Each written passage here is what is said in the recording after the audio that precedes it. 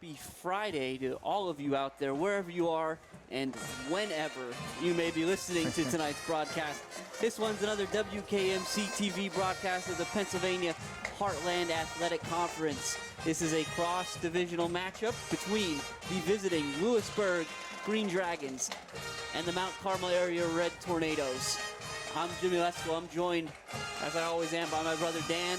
We have Jose Gonzalo down on the sideline, providing all kinds of stats and updates like he always does. And we're coming to you live from the Jazz Diminick Field, inside the Jerry Breslin track, at the Silver Ball in Mount Carmel, Pennsylvania, where the Red Tornadoes will look to get back on track, so to speak.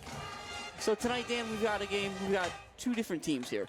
So we have the Green Dragons and the Red Tornadoes. Both sit at 1-1, but they got there in very different ways. Yeah. Lewisburg came out a little slow to start the season. They took a bit of a beating at the hands of the Seals, the Selinsgrove Seals, I think 28-8 in that one. And then they got back on track last week, and Coach Persing talked about it as well, that he was impressed at how quickly some of his younger guys kind of figured it out, especially on the line. They got a big win against Central Mountain. Max Moyers, who we'll talk about all night tonight, 123 yards, 2 touchdowns, just kind of doing what he does. Although that 123 yards was, only about 250 yards less than he ran for against Central Mountain last year. So he's a little bit behind the pace. But from the Red Tornado side, had a big win at Central. Defense pitched a shutout to start the season. And then, of course, the Red Tornadoes make their trip over across the mountain here down Route 487 to Southern Columbia. And they fall at the hands of the much heralded Tigers. Now, you won't hear this too often, or maybe at all, in terms of a game where a defense surrenders 48 points. But the Red Tornadoes defense did a lot of really good things. Yes. They spent most of the game with their back against the wall. A lot of that was based on short fields that the offense had handed them. So what we saw, again, at one point, Dan, we talked about the Tigers having 14 points and only 50 yards of offense. So the Red Tornado defense, they really, for what it's worth, I mean, they held up their end of the bargain. We got to see Mike Belichick, he had a big interception down near the goal line to thwart one of the Tigers' drives. So they did their job. They were at the mercy of short fields more often than not. Yep. And like you said, that was given to them a lot by the offense, an offense that punted 9 times and had 29 yards on 22 carries rushing the ball. So, Dan, both of those things are occurrences that are pretty rare in the Coach Dara in this offense. Absolutely. They're definitely rare in this offense. This offense who also took almost 2 quarters in week 1 to get going and couldn't get moving at all last week, as you said, against that tough Tigers defense. So look for the Red Tornadoes offense tonight to try to get off to a fast start, to try to find a rhythm early. And Jim, I'm excited for the start of the game because Coach Dara mentioned last night at Supper Club that he might have a little surprise in store for the Big Red Faithful tonight. We'll look forward to that, but what I can tell you is that we'll get no such surprises out of the Green Dragons. I think the thousands here in attendance and the millions watching at home, everybody knows to expect a heavy dose of Moyers. Max Moyers, number 7 for the Green Dragons. He ran for 2,000 yards and 27 touchdowns last year, which are astonishing numbers. Again, aided by that 388-yard, 5-touchdown performance against Central Mountain. As a sophomore as well. As a sophomore, right. And again, and you look at him and you see some of the tape, and as crazy as it is to say, he's probably a little bit better this year. He's stronger. He's a little faster. He's shaking off tacklers in a way we didn't see before. Right. And he's got a little help this year, too. We had last week for the Green Dragons, they had Ethan Dominic in the backfield as well, and he had 100 yards and a touchdown, and he also returned a fumble for a touchdown, so big game for that young man. And then the return of the senior signal caller, that's Nick Shedleski, 4-year starter, the real, the emotional and the physical leader on the field of this team. Now, he's no slouch himself, Dan. He threw for 1,400 yards and 8 touchdowns last year while being largely hobbled by an ankle injury. So we'll get to see a healthy Moyers, a healthy Shedleski, the addition of Dominic. So, Dan, those 3 guys, is that trio enough, or are there other things that the Green Dragons need to do tonight to be successful? Well, Jim, there are a lot of things that the Green Dragons are going to have to do tonight to get a victory, but I will give you what I believe to be the top 3 in tonight's keys to the game. So for Lewisburg, as I said, they're going to need to continue that momentum. As you said, took a tough loss to Selinsgrove week 1. Trying to bounce back in week 2. They did in a big way with a big victory over Central Mountain. So they need to continue that momentum into tonight. Number 2, Mad Max. You talked about him, the sophomore sensation last year, 2,000 yards, 27 touchdowns on the ground. Max Moyers just needs to be Max Moyers. He needs to not be stuffed up. He had a lot of trouble last year against the Red Tornadoes down there in Bucknell. And the Red Tornadoes really need to be able to stifle him the way they did last year. And finally, they need to pressure Reisinger. You saw last week, the Tigers had a lot of success getting into the backfield, sending pressure at Reisinger, and he just had no time to really get the ball out, make any reads, or move around in the pocket. So they need to put a lot of pressure on him. And for the Red Tornadoes, their keys, they need to bounce back. They had a lot of trouble last week against the Tigers. Obviously, as you said, defense played well despite that 48 points on the scoreboard. It's hard to do a lot of stuff when your offense is putting you in a hole. So they really need to bounce back. They need to make Shedleski throw it. As I said, the Red Tornadoes, they cannot let Max Moyers run wild tonight and kind of dictate the game. And they need to establish the run game this week. Struggled last week, as you said, 29 yards on 22 carries. They need to put more yards up on the ground to open up that passing game for Reisinger, Chapman, Burkowski to really move the ball over the top. And we'll get to see that offense first for the Red Tornadoes as they're going to receive.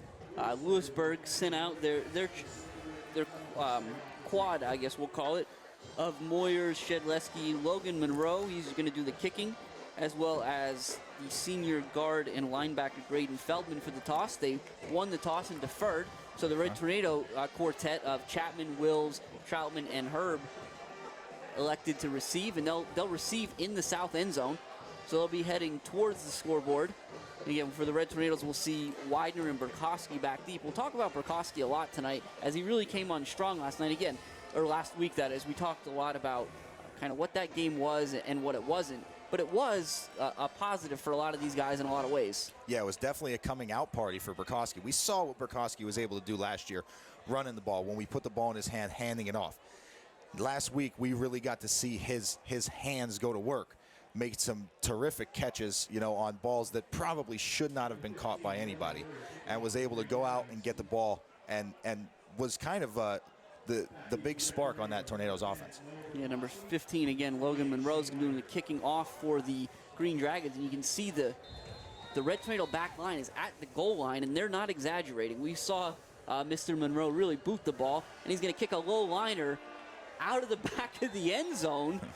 So that's an interesting start. That's a bomb as far as kickoffs go. It'll be 1st and 10 for the Red Tornadoes at their own 20-yard line. And Jim, that wasn't a fluke either. As you said, I've watched film a lot today of these Green Dragons, and he's averaging a touchback on his kickoffs. So we'll see the majority of his kickoffs end up in the end zone.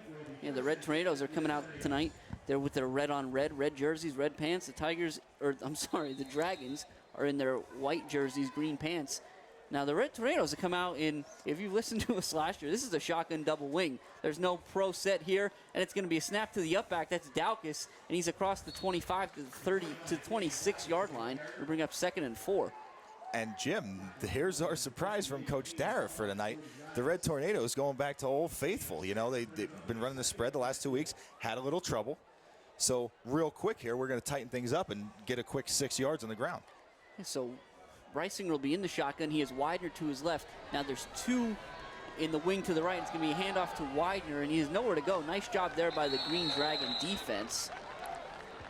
Stuff him up right at the line for no gain. Bring up the first 3rd down of the night for the Red Tornadoes. Yeah, it looked like multiple Green Dragons in there on the tackle there. It looked like the whole interior of the defense kind of just read that one and got up in there and stuffed it up. So we'll see if on 3rd and somewhat short here, Coach Dara wants to feed Widener, or if he wants to go play action. Chapman's going to be the tight end to our side. That's the Red Tornado sideline. He's standing up.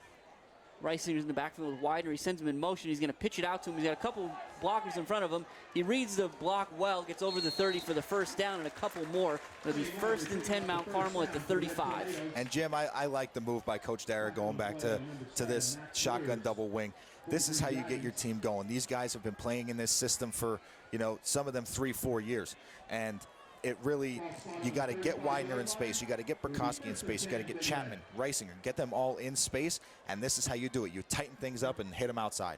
Burkowski and Daukus in the wing to the right.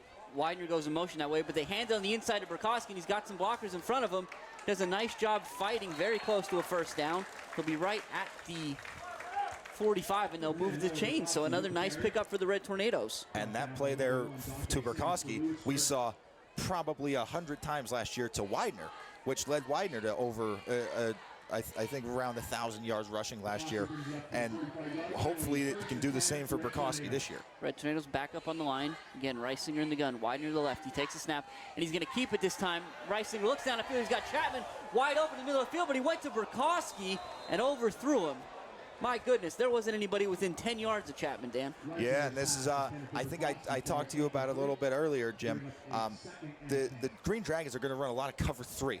So they're going to take away the hitch routes, the quick slants, things like that. But the middle of the field is going to be open. And as you said, Chapman kind of running down the seam wide open, but looked like Tommy, his first read was Burkowski, and he thought that Burkowski was going to be able to beat his coverage and went with him. That's all right, though. Red Tornadoes back under the gun. It's going to be the inside handoff to Burkowski. Burkowski's heavy dose of him so far tonight. He's across the 50. The Red Tornadoes are in Green Dragon territory for the first time tonight. Give him a gain of 6. It'll be 3rd and 4 as we just crossed the 10-minute mark here in the first quarter. The Red Tornadoes driving in a scoreless contest. And Jim, back in this shotgun double wing, we talked about it all the time last year. What was the goal? Stay on schedule. 3rd and short, that's staying on schedule. This is what they need to continue to do. Same look for the Red Tornadoes. Reisinger sends Widener in motion, but it's a snap to Daukus in the up back, and he pushes the pile well past the first down, all the way down to the 41-yard line. That'll be a gain of 7 and more than enough for the 3rd Red Tornado first down of this drive. Again, Jim, and I think it was well into the second quarter, possibly the 3rd quarter last week when we saw Mount Carmel with their first down of the game. Yeah. And now, as you said, 3 on this drive. That's what they need to do. They need to consistently move the ball. It's the same look. It's Daukus and Burkowski in the wing to the right. And this time they're going to throw it again. Not as wide open for Reisinger this time, but Chapman does get behind his guy, and he's wide open, and it's just out of the reach. The defender fell down on the play, and Reisinger rolling to his right tried to get it to Chapman, and just out of his reach. They'll bring up 2nd and 10. Yeah, and it looked like Chapman and Dominic actually both got tangled up together there. Chapman stumbled. I think that if Dominic wouldn't have fell down and Chapman wouldn't have stumbled, that ball might have been right on target. So for the Red Tornadoes, while they take a second here, we'll take it just a real quick. They have a lot of confidence in that offensive line. We'll talk about them as soon as we can because we know the Red Tornadoes don't give us too much time to talk about anybody. And Reisinger's going to keep this one. He's up through the middle of the defense, working hard across the 35, inside the 35 to the 34. That's going to make it 3rd and 2. And Jim, that quarterback keep from Reisinger, we see it a lot when Julian Steller's in there. We saw it a lot from John Ayers when John Ayers was a quarterback. Don't see it as much from Reisinger, but it turns out to be a really great change of pace play. And because they don't run it as often, defenses are never expecting it. Most of that pile must have moved after the play, so it's 3rd and 3 now. And it's another snap to the up back Daukus. And he'll be close to the first down. We'll have to wait on the spot. It looks to be, yep, that's going to be another Red Tornado first down. And Jim, I think you pointed it out. You were going to talk about the confidence in this Red Tornado offensive line and their offense in general. You get some momentum going, 3 first downs, and then you decide, hey, let's go deep on first down. We'll see if they do it this time. Reisinger again, he takes a snap, and this one's going to be a straight handoff to Widener. Widener's going to get to the corner. Nice stiff arm makes one guy miss. He'll be pushed out of bounds at the 15-yard line. Oh, nope, they'll get him before that. It'll be at the 19, excuse me. But again, more than enough for another Red Tornado first down. And Jim, the Coach Dara's got me all sorts of thrown off here. I was preparing to talk about that cover 3, how it's when we go spread, they run cover 3 and it opens up the middle of the field. Well, now we're going tight. They're running man, and it's opening up the outside. See how the Red Tornadoes build off this drive. Reisinger brings Burkowski in motion, fakes it to Widener, but now he's going to throw it to Wills in the corner. And Wills, it goes right through his hands. It's going to be incomplete. Reisinger throws a nice ball, but just through the wickets. Yeah, and you can see Wills kicking himself on that one. That was a perfectly placed ball. The coverage was good from Dante Sims on Wills, their number 1, but the ball was put, as you said, it looked like it was going to drop, but that's another tough one. We talked about it last week. It's over top of your head. You kind of got to find the ball at the last second. So tough play for Wills there. He's gonna be upset about that one. 2nd and 10, Red Tornadoes. 8:13 left in the first quarter. No score here. Reisinger takes a snap and hands it to Widener. He makes a move to get back to the line of scrimmage, but that's all he's going to be able to do there. Bring up 3rd and 10 from the 19-yard line. And Jim, we're going to see here. This is gut check time. It's 3rd and long. You're consistently moving the ball, and now you're getting, as I said, now you're getting to a 3rd and long, and you're in the red zone. You got to get points. You get into the Green Dragons red zone, you have to score points. So we'll see if the Red Tornadoes can kind of deal with this gut check and get a 1st down here. Got the snap. Joey Bendis in there, number 34, spelling Widener. So Bendis is to Reisinger's right. Burkowski and Daukus are in the wing to the left. Chapman's also to the left, and so is Wills. It's heavy left, and they're going to pitch it to Bendis. And Bendis does a nice job to make one miss, but there's too many white jerseys. That was blown up initially by Spalding. It's going to wind up being a loss of 2. Yeah, and Spalding gets into the backfield real quick there. I'm not sure if he was lined up over the pulling tackle there, but he was able to just get in there very quick on the play side, and then guys from the backside of that play coming in to clean that one up. So 4th and 12, a long 12, maybe a short 13 even. But the Red Tornadoes certainly in a position a little too far to kick, certainly too close to punt. So we'll see what they dial up here. 4th and 13, 6:53 left in the first quarter. Reisinger sends Bendis in motion again. Reisinger takes a snap, he's going to roll. He's being pursued from behind. He throws it to Daukus, and Daukus has to make one guy miss, and Daukus does, and he's in for a Red Tornado touchdown with 6:41 left on a 21-yard pitch and catch from Reisinger to Daukus. And that's a great design play there, a little flood pattern. You get everybody moving the same way. Reisinger rolling to the right, Daukus out of the backfield to the right. You get the tight end out there a little bit deeper. It's a flood route. You want to flood that right side of the field and try and beat that zone, and that's exactly what the Red Tornadoes did. They found Daukus underneath, and then having those extra receivers downfield, they were able to come back and throw a block out for Daukus to get down that sideline and in the end zone. Well-designed play, well-executed play. Stellar on to attempt the extra point. Be a good snap and a good hold. The kick is blocked. That's Spalding again, so we'll talk about him a lot tonight as well on the defensive side. So after the blocked PAT, again, 6:41 remaining in the opening quarter here of the Red Tornadoes' home opener at the Silver Bowl in Mount Carmel. And they lead the Dragons 6-0. And Jim, you said this is the home opener, the first game in front of your home fans on your home field, and you're able to put together an amazing drive to move the ball downfield there, a fantastic drive, as I like to say, and move the ball downfield there, Jim, and get into the end zone on the first drive, converting a very tough 4th and long to do so as well. Yeah, and that's, again, we kind of go and talk about this a lot, but just how much Coach Darren and this entire coaching staff has faith in Reisinger and his decision-making and his ability to really make a lot of those plays happen just by moving the pocket and keeping his eyes downfield. Yeah, and he's been able to do that extremely well throughout the season already. I mean, 3 games in, not even a whole 3 games in, but you've seen, we've talked about it, the development of Reisinger, and you continue to see it, as you said, escaping the pressure there, getting out of the pocket, finding the open guy, making the right decision. Chapman will be handling the kicking duties for the Red Tornadoes, at least kicking off. Looks like Moyers and number 8, Ethan Dominic. Check that. Gavin Sheriff. Gavin Sheriff. This one's going to be deep to Sheriff. Nice kick by Chapman all the way down to the 2-yard line. Sheriff's got a lot of ground. He's trying to get to the sideline, but he's not going to do it. First man on scene is 26 Troutman, and it looked like Wachowski cleaned it up. So two of Mount Carmel's tough linebackers down there to be the first one to meet Gavin Sheriff, and those aren't the two guys that I would want coming full speed down the field to hit me. No, and Dan and Sheriff, he took that kick on the outside of the right hash and tried to get all the way to the Lewisburg corner. So while he ran a lot, I mean, it was a 13-yard net return. So great job by the kick coverage there for the Red Tornadoes. Very nice job. Now the Green Dragons come out, and there's a big shift. They're going to go to 4 wide with Moyers and Spalding out to Shedleski's right. He's going to take the snap, and he's only looking to his left.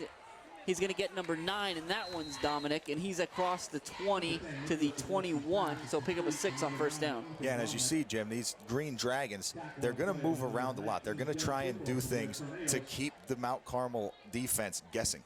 As we said, the defense pitched a shutout week 1 against Central Columbia. Although it didn't look great on the scoreboard, played very well against a tough Tiger offense last week. So they got to do something to kind of keep them off balance. So the Dragons, they come out. It looks tight. They'll bring Dominic in motion. They're going to hand it to Moyers, and Moyers runs right into a red jersey. A couple of them. I see Wills and Witkowski, as is often the case. Yeah, it looked like Wills was the first one on the scene there. As you said, he's coming off that defensive end. Right there, quickly gets across the line of scrimmage, and as you said, Reed Witkowski coming through the middle. They were able to wrap him up real quick. 3rd and 4, call it a loss of 1 on the play, so the Green Dragons facing their first real test of the night. Again, a big shift. It'll be 4 wide, 2 to the right, 2 to the left. Spalding and Moyers to the right. Dominic, we're going to have a flag on the play. I think somebody may have been lined up in the neutral zone there for the Red Tornadoes. That's Dominic, and that'll be Owen Ordonez split out to the left with Dominic when the Dragons go that way. But again, Dan, you are correct. That's going to be against the Red Tornadoes, and that's a tough one. 5-yard penalties on a 3rd and 4 is going to result in the Dragons' first down of the night. Yeah, and it's not what the Red Tornadoes are looking for there. Obviously, they wanted to be able to play that 3rd down and kind of do the gut check play and make sure things worked out. But well, just a tough, it's a small setback there early in the game, with the shifts and stuff like that. Haven't seen that all year. So just got to kind of get used to that, make sure that the corners are even checking to make sure they're not offsides as the receivers do. Big shift again for the Dragons. 2 to the right, 1 to the left. That's Dante Sims. Now we bring Dominic in motion. And there's another flag here. This one looks like it'll go against the Green Dragons as there was some movement on their offensive line. Yeah, as we see, it's with these shifts comes a lot of different moving parts. Essentially, it is just one giant moving part. So the defense is moving, the offense is moving, and then you still have to be able to get set and wait for that count. And it's tough sometimes. So taking that 5 yards that they just got back. But again, as you said, still a first down. 1st and 15, 5:10 left in the first quarter. The Red Tornadoes on top, 6-0. The Dragons facing a 1st and 15 from their own 21. Shedleski takes the snap, and he's going to try to look to set up a screen in the middle of the field. And he threw it in the middle of nobody. Widener was the closest to it. I don't think he saw it coming. No, I think it looked to me, Jim, as Widener was looking to put a hit on Ethan Dominic as he was coming across the middle after he caught that ball, and he didn't notice the ball kind of bouncing right near his feet there. But great job of the Red Tornadoes putting a lot of pressure on Shedleski and not giving him a whole lot of time to make a read. 2nd and 15 for the Dragons. Dominic and number 2, Simeon Byler to the right. They bring Dominic in motion. It's a high snap, and he takes the handoff across the left side, and there's just nowhere to go. There's too many red jerseys over there. He'll be out of bounds for maybe a gain of a yard, if that, but it's going to bring up 3rd and long in neither case. Yeah, that's a great job there by Mike Mikowski and Wills, both stringing that play out. Both defensive linemen there. Wills on the end and Mikowski down in there at a D tackle spot. Able to kind of just stay square on that line of scrimmage, drag that play all the way to the sideline and give Dominic nowhere to go but turn it up right into their waiting arms. And 3rd and 15 from the 21. Big play here for the Dragons. Looks like Sims and Dominic to the left, Byler to the right. Shedleski's going to throw, and he throws it out. He's got Spalding in the flat, makes a nice catch, but a great tackle by Widener in the open field.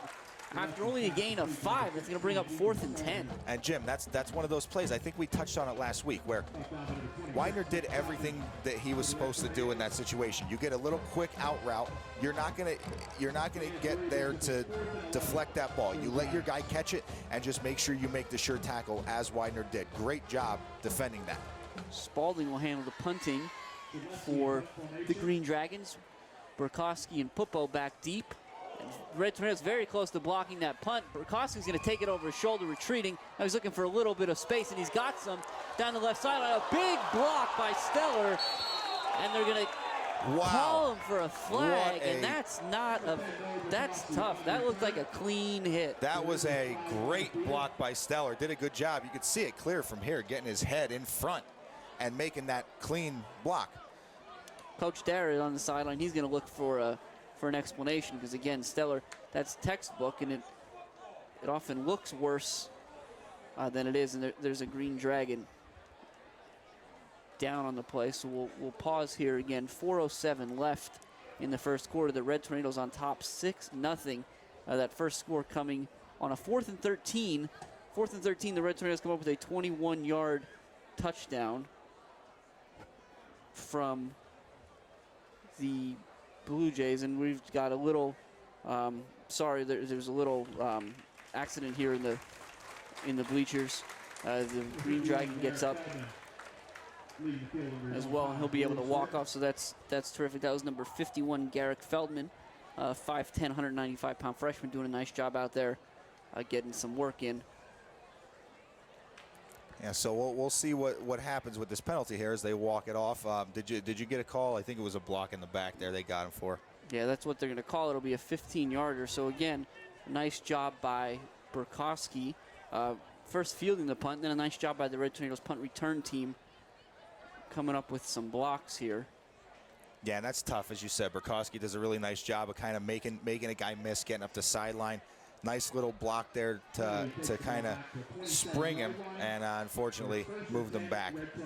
So the Red Tornadoes will come up, and they look a little bit open now. Burkowski split out to the right, Chapman to the left. Reisinger's in the gun. He's got Widener to his left. He takes a snap, and he's going to throw a hitch route to Chapman, who does a nice job going up to catch it. He'll be out across the 30. They'll call it at the 32, which will be a gain of around 5. Yeah, as you said, Jim, good job there by Chapman going up to get that ball. But this is what I said with those that cover 3 that they're running when we spread things out. They're getting guys out into the flat really quickly. So those 6-7 yard gains are pretty much all we're going to be seeing from that. But hey, enough to move the chains. That's all you need. 2nd and 5 for the Red Tornadoes on their own 33. Reisinger takes the snap. He's going to hand it to Widener this time, and Widener does a nice job of running through the first arm tackle. He'll get right to the 34, so it won't be a gain of too much, but a nice little bit of running is to make something out of nothing. Yeah, good job there, Reisinger, just kind of putting his head down and toughing it out there. As you said, not a whole lot of room there. Was able to put his shoulder down and fight forward for a couple. So 3rd and 3 for the Red Tornadoes. 3:03 left in the first quarter.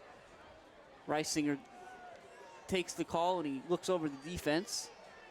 They're in the shotgun double wing tight, and it's a snap again to the up back, but the Dragons are ready for that one, and Daukus isn't going to go anywhere. That's going to bring up 4th down for the Red Tornadoes. Yeah, the Dragons seemed well prepared for that one there as the Red Tornadoes, as you said, not able to really get anything and sending the punt team out. So we'll see Chapman here. Again, we talked about it at the outset. Chapman punted 7 times last week, but only had a net or an average of 27 yards, and a lot of that was due to just him trying to punt directional and get it away from Fleming and Garcia. Expected to let this one loose, and it's almost blocked. But a nice towering spiral in the direction of Sims, who takes a fair catch right at the 29. So a nice punt there by Chapman before the Green Dragons start the next drive. Yeah, very nice punt there by Chapman. As you said, this is one of those things where last week the offense was not putting the defense in good positions. The Tigers last week started a lot of their drives in plus territory. So Chapman, as you said, able to get a boomer of a punt out there, moving them, keeping the Green Dragons in their own territory to start their drives, giving them a lot more field they got to work with. Gonna come out 2 receivers to the left. Again, that's Sims and Ethan Dominic. 1 receiver to the right, that's Byler. Shedleski takes the snap, and he throws a hard slant to Dominic for pick up a first down. Nice pitch and catch there. It happened quick, Dan. Yeah, it happened very quick. It seemed like Shedleski took that ball, and instead of taking a drop back, he caught that ball and took a step forward and just fired that in there to Dominic. 1st and 10 at the 42. Green Dragons trail 6-0 here in the opening quarter. It's the same setup. 2 to the left, 1 to the right. Shedleski's looking. He's trying to bring Byler in motion. He's going to give him a little less subtle hint. Byler comes across the line, and they're going to give it to Moyers. And Moyers is in the open field. He's in red tornado territory. He's down the sideline. He's out of bounds.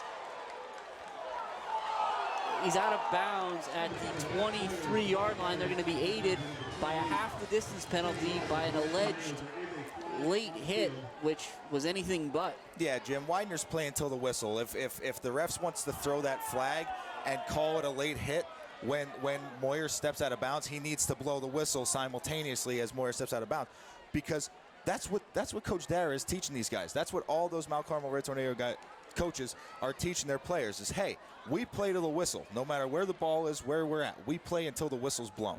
So if they want to make that call, they need to make sure they blow the whistle to stop play.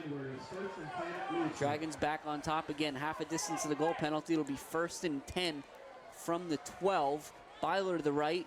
There's a trip stack to the left in Sims, Dominic, and I believe that's Ordonez. Nope, check that. It'll be number 3. We'll get his name in a second. Shedleski moving up in the pocket, and he throws it. He had Byler, and he missed him.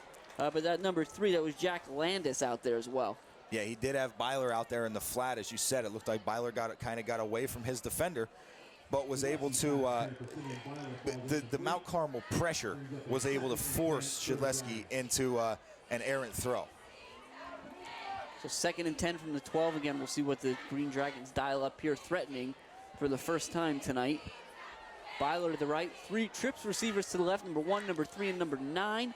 Sims comes in motion. He's the far man, but they give it to Moyers up the middle, and he's inside the 5, down to the 4. So that'll give him a 3rd and about 2. And Jim, as you said, a 3rd and about 2. They have a lot of they have an opportunity here. They don't need to score to get a first down. So we will see how they attack things. We did see their kicker kicking some very long field goals, and as you said, with the touchback, he does have the leg to hit a field goal if they get into a 4th down situation. Same set out of the Dragons, and Shedleski's going to keep this after the snap. He'll be very close to the first down. No, check that, he will not. They stop him right at the goal, right at the line of scrimmage. Yeah. Which is going to bring up 4th and call it 3.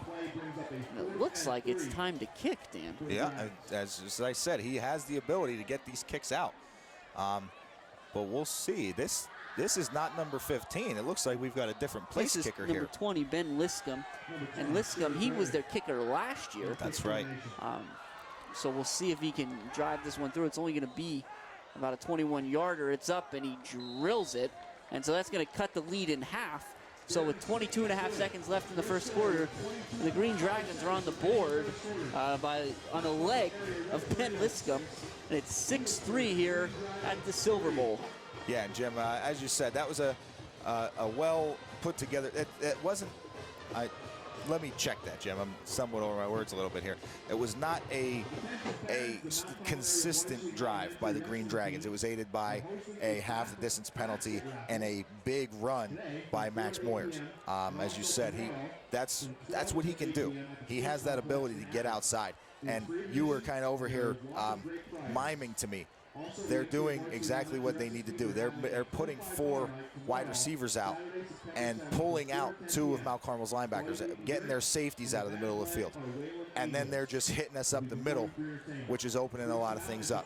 So Coach Persing on the Dragons side, finding out a way to get the ball moving. Coach Dara now needs to find a way to counterpunch and keep them off the board.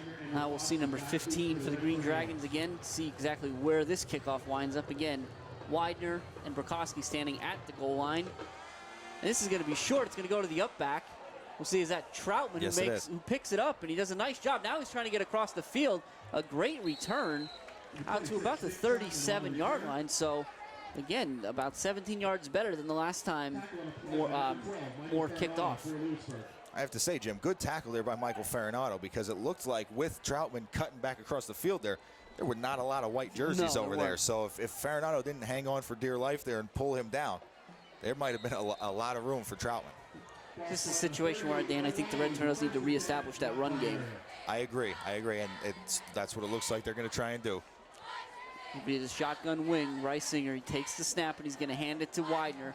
And Widener has nowhere to go. My goodness, all kinds of white jerseys. He's going to lose 3 on the play. So, Jim, it looks to me as though this Green Dragon defense, when we tighten things up, they are selling out for that run. They need to be, the Red Tornadoes need to make sure they give Reisinger enough time, hit a little play action, and go over the top. And that's the end of the first quarter here. So again, at the end of 1, the Red Tornadoes are on top of the Lewisburg Green Dragons, 6-3. Now, we talked about the Red Tornadoes. They got their points here on a 21-yard pass from Reisinger to Daukus on a 4th and 13. Yep. And the Green Dragons come back and answer with a 21-yard Ben Liscombe field goal.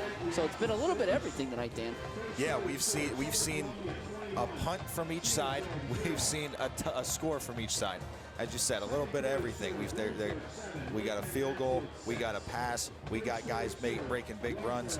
So both of these teams have multiple facets to their offense and defense. They can defend the pass, they can defend the run, they can run the ball, and they can throw the ball on both sides here. So this is really where it's one of those games that you're somewhat evenly matched. Who's going to break first? You know, the Red Tornadoes need to not be the team to break first. The Green Dragons give a lot of credit to big number 63, Josh Gose. He's doing a lot of that work in the middle. He's listed here, Dan, at 6'3", 270. He's a center and a defensive tackle. He's one of those players that the Daily Item had called out as a preseason all-star. He's the only returner on the offensive line. He's doing a lot of work there, but Reisinger's going to throw it this time. Again, it's that same play to Daukus in the flats, and he does a nice job shaking off a tackle and picking up a few more yards. So we'll get in front of the sticks. And then a tough spot. He'll be marked out of bounds at the 44-yard line, which looks a couple yards short. Will bring up 3rd and 6. Yeah, it definitely looked like he got to about the 46 there, but what's all right. As you said, good job there. That's the play that they scored the touchdown on their first drive. Just kind of getting Reisinger outside, moving the pocket, and getting guys out there to get open. Reisinger in their gun. He sends Widener in motion across the field. He's going to pitch it to him. And Widener, there's a lot of stuff going on there. First of all, Widener has nowhere to go. There's all kinds of white jerseys.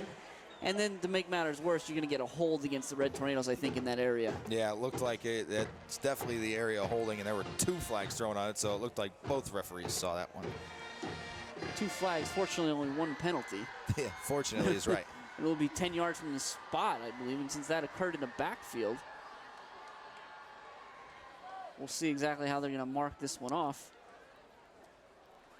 Again, the Red Tornadoes on top. So are they going to decide? Now Coach Persing's getting involved, and I can't say I blame him. He's kind of arguing the same thing we were just talking about. I think it's a spot foul. Yeah. What's going on here? Well, it looks like they might decline it to bring up 4th down. That's a good call, Dan. So now Coach Dara's got a decision to make, and we'll see how he feels about his defense and whether or not that offense can pick up 6 or 7 yards after the loss. It'll be 7. Yeah, this is the area where the good thing is you have 2 options. You have Chapman, who can pin the ball down deep inside Dragon territory, or you can stick with the offense, as it looks like Coach Dara is going to do. Yeah, Reisinger's not out there when they punt, so let's see what we're going to dial up here.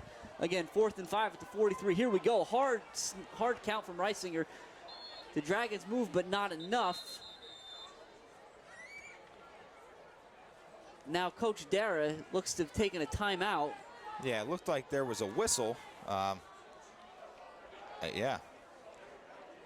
But we'll see what's going to happen here. I think Coach Dara is going to call the timeout, so the hard count was most likely the ploy from the beginning, but he thought he had a little movement there on the Dragons that should have at least gotten them closer to that 1st down marker. and now they'll punt. Yeah, it did seem as though there was some movement there from the Dragons, and normally that's one of those things on a 4th down when you got that situation.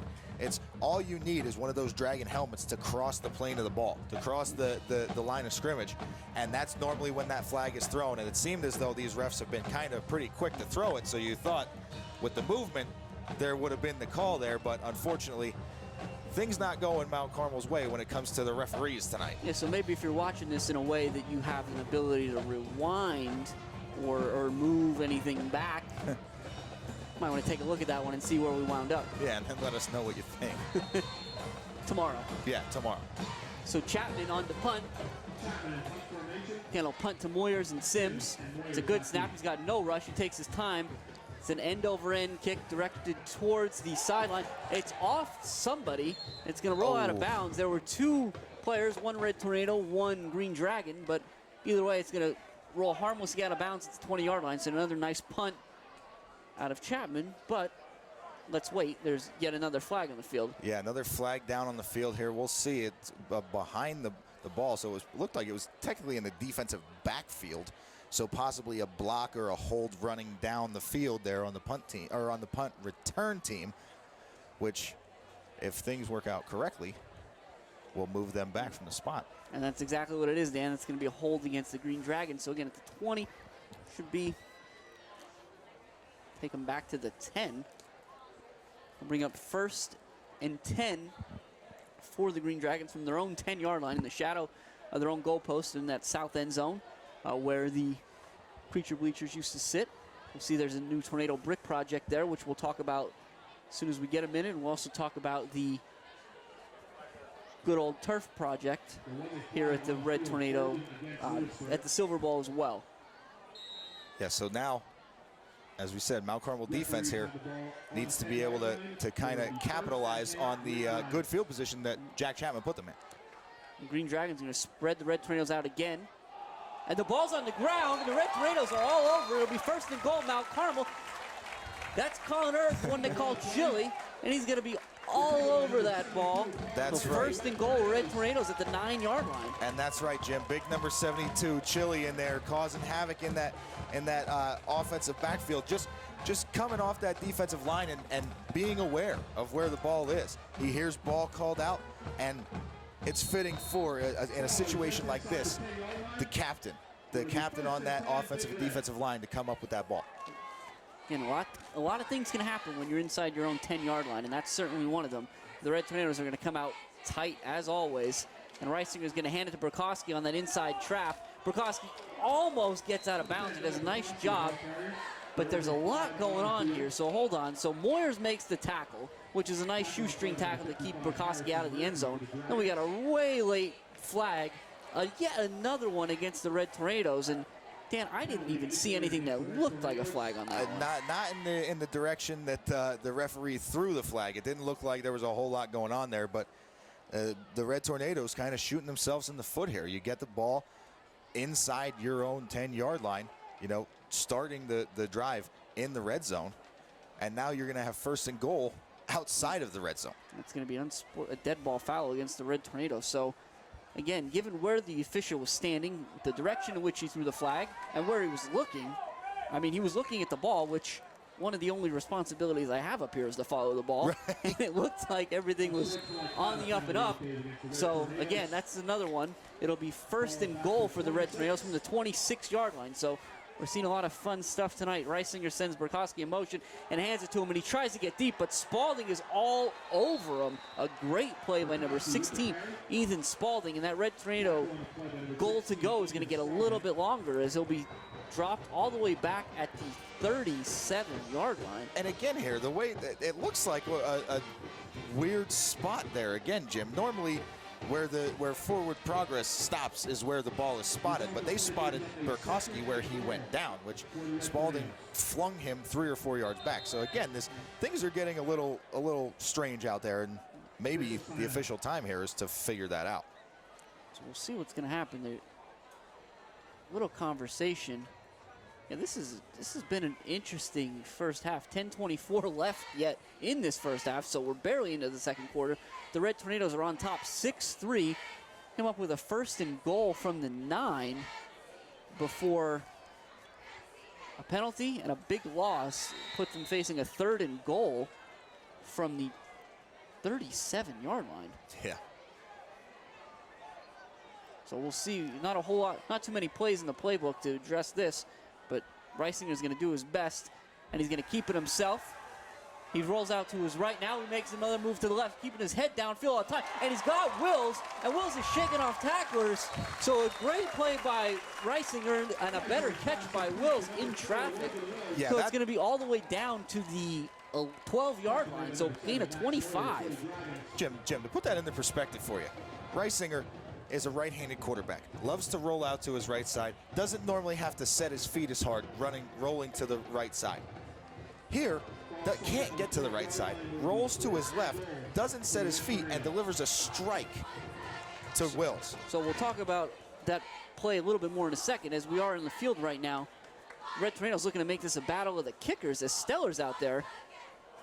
And he's going to kick a low liner that's up and good. So Steller's going to drill through a 29-yard field goal attempt to stretch that Red Tornado lead back out to 6. And we're... Dan, we played, what, about 14 minutes, and we got 2 field goals already. Yeah, Jim, not something that we normally see in a high-powered offensive game that we were expecting with the talent of Moyers and Dominic and Shedleski on the Green Dragon side, and, Reisinger, Chapman, Wills, Burkowski, Widener, all those guys on the Red Tornado side. We weren't expecting it to be, a kicking game tonight, but sometimes special teams is what wins games. Yeah, I think between the punting, the kickoffs, the field goals, Yep. we've talked a lot about kicks tonight. Yes, Kicks we and have. penalties. That's the story of the first 14 minutes. Yeah, so we'll see what the next 9.5 here have for us about to see. Hopefully the Red Tornadoes are able to get another stop and possibly punch another score in before the half. I'm sure that's what Coach Darrow wants, and that's what everybody on the Red Tornado sideline is hoping for. But we'll see if the Green Dragons have anything to say about that. Chapman kicking off for the Red Tornadoes. He's going to kick it to the up man. That's Ordonez. He'll take it at the 18-yard line. And he makes a couple nice moves before running into who else but Reed Witkowski at the 34. I think at this point, Dan, I'm going to start closing my eyes on these kickoffs and just guess who made the tackle. Yeah, because I think if you guess Reed Witkowski, Dylan Pupo, or Nick Troutman, you'll probably have a pretty good chance because those guys just fly down there and have a nose to get to the ball. 1st and 10 for the Green Dragons at the 33-yard line. They trail here on the road 9-3 with 9:16 left in the first half. Shedleski has 2 receivers split out to the right, 1 to his left, and Moyers in the backfield. Shedleski looked like he had the option to throw, but he's going to run, and he'll pick up 2 before he's upended by Burkowski. Yeah, that was a good job by Burkowski. I think he was able to come out from the safety spot and get up there, and as you said, kind of just read that well and upended Shedleski. 2nd and 8. Shedleski brings the Dragons to the line. He sends Byler and Dominic to the right. He's got Sims to the left. Moyers in the backfield with him. Now they bring Dominic in motion. But this time they're going to give it to Moyers, who's trying to get to the outside, and he can't get there. He ran through one arm tackle, but Pupo does a nice job of turning him back inside and finishing off the tackle. Yeah, very nice job there by Pupo, kind of getting off his block there with Sims and just wrapping Moyers up and letting it looked like Troutman come from that linebacker spot to kind of clean that one up. 3rd and 5 now on the 38. And big 3rd down here for the Dragons, wanting to be able to answer the Red Tornadoes. And they'll go out, they'll send trips to the right. Again, that's we've talked about this before. That's Byler, Landis, and Dominic to the right. Sims by himself to the left. Shedleski's got Moyers in the backfield. He's going to throw. He's only looking at Sims, and he missed him by a few yards, but great coverage out there by Pupo anyway. That's going to bring up 4th down. Very good coverage by Pupo. Pupo was draped all over him. It looked as though Sims almost with a little bit of an act out there, trying to just get the yards there. Maybe, hey, it's not a bad call. You got somebody draped all over you like that. All you got to do is fall down. Maybe you get that flag. Might tonight. So we'll see here. 4th and 5. Again, Spalding on the punt. Got off a nice punt last time. The Red Tornadoes have Burkowski and Pupo back. It's a good snap. And it's It looked like almost Daukus got a hand on it. Perhaps entirely. We'll have to see how that. I think we'll see if he's petitioning with Jose later for a blocked punt. But that's going to be 1st and 10 for the Red Tornadoes after a very short punt. So they'll be at their own 46. Yeah, that's a Daukus. As we saw, Daukus, he got after it on the last punt. This time again gets through there clean, and I think he might have got a piece of that, Jim. But either way, as you said, the Red Tornadoes in a very good position here. They just got to start getting that offense moving. So this is the shotgun wing. The double tight end and Wills and Chapman, two in the wing, Daukus and Burkowski, and they hand it to Widener off the right side. He utilizes that stiff arm. He's going to be pushed out of bounds right at midfield for a gain of 4. Yeah, that's a nice job by Widener there. All you can really do there, they had him kind of strung out well to the sideline. Not a whole lot to do there, but was able to get enough. The Red Tornadoes were able to get enough of a push that they got him 4 yards just kind of with him running straight to the sidelines. So it'll be the same look out of the Red Tornadoes again. Reisinger's in the gun with Widener to his left, Daukus and Burkowski in the wing to the right, double tight in Wills and Chapman. It's actually Troutman. It's going to be a handoff to Widener. It's the same play, and Widener cuts up field a little earlier this time for about the same result. We'll give him another 4, bring up 3rd and 2. Yeah, Jim, as you said, it was Wills and Troutman in there. As you see, Chapman checking back into the game. But I was wondering if Coach Dara was going to do this. Chapman had a little issue with his shoulder last week. If they were going to try and get him off the field as much as possible this week, I mean, he's a huge part of this team, but try to get him somewhat back to full health. 3rd snap here in a row, 3rd and 3. Same look for the Red Tornadoes. And this time it's not going to go to Widener. Reisinger's going to throw. And he's got Chapman wide open, and he's going to get it off to him. And Chapman makes the catch, and he's going to fight his way all the way down to the 6-yard line. So a great pitch and catch there. Chapman got behind the defenders, and Reisinger put the ball right where it needed to be. And Reisinger back to his favorite target there in Chapman from last year. You know, last week, Chapman was shadowed by Julian Fleming. You know, we talk about Julian Fleming a lot. He was shadowed by Julian Fleming. Wasn't able to do a whole lot in the passing game. This week, Chapman's able to get back in there tight. 1st and goal for the Red Tornadoes. Reisinger's going to keep this himself, and he fights, and he stretches, and he's in. That'll be a 5-yard quarterback keeper by Reisinger. So with 6:48 left, the Red Tornadoes strike again, and they're on top 15-3. And that's great work there by Reisinger. As you said, we got the beautiful throw on the previous play, and then he's able to come right back with the fake pitch quarterback keep there. As I said, that's a great change of pace play for them, for their offense, because they don't do it very often. And Reisinger worked hard to get into the end zone there. And now the Red Tornadoes, not liking the looks of a 16 out there. They're going to try to make it a 17. So they'll go for 2 here. It'll be the same look. Reisinger has Widener to his left, and they're going to send him in motion. But this time it's an inside pitch. Oh. We'll see exactly. The big play there is by Ghost, who stuffs it. The Red Tornadoes aren't going to get in. They tried to get that to Wills, but it'll stay 15-3. Yeah, it was that little shovel pass play there. As you said, Wills did a great job of bouncing off Ghost, but almost looked like he bounced off Ghost into a back pedal, because Ghost is such a big man out there.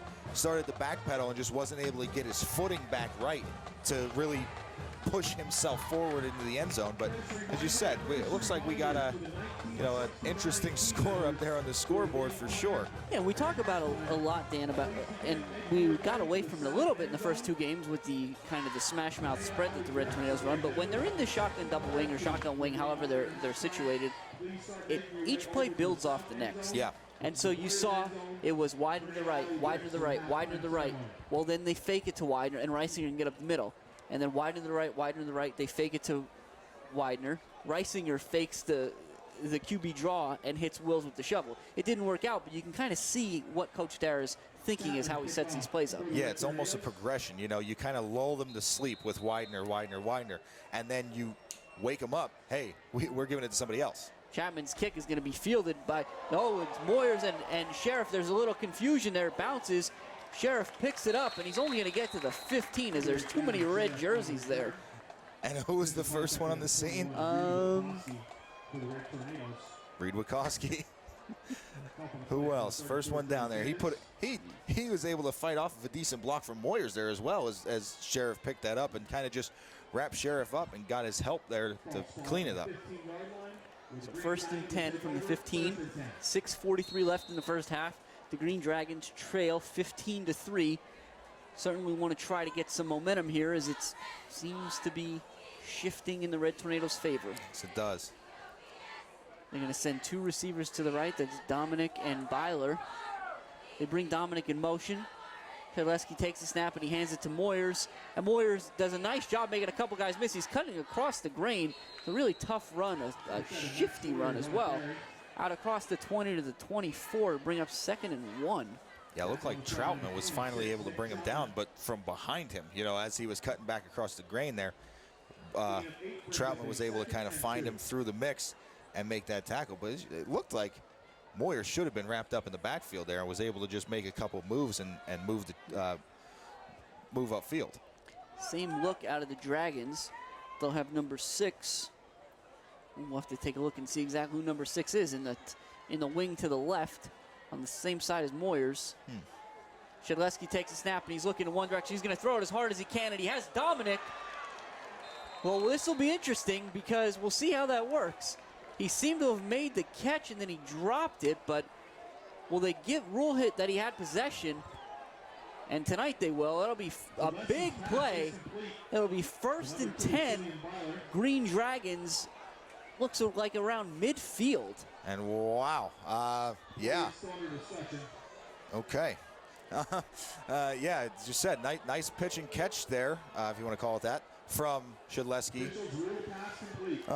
And it was a good ball, Shedleski. Very nice Take nothing ball. away from either of those young men. Great pass and a great catch.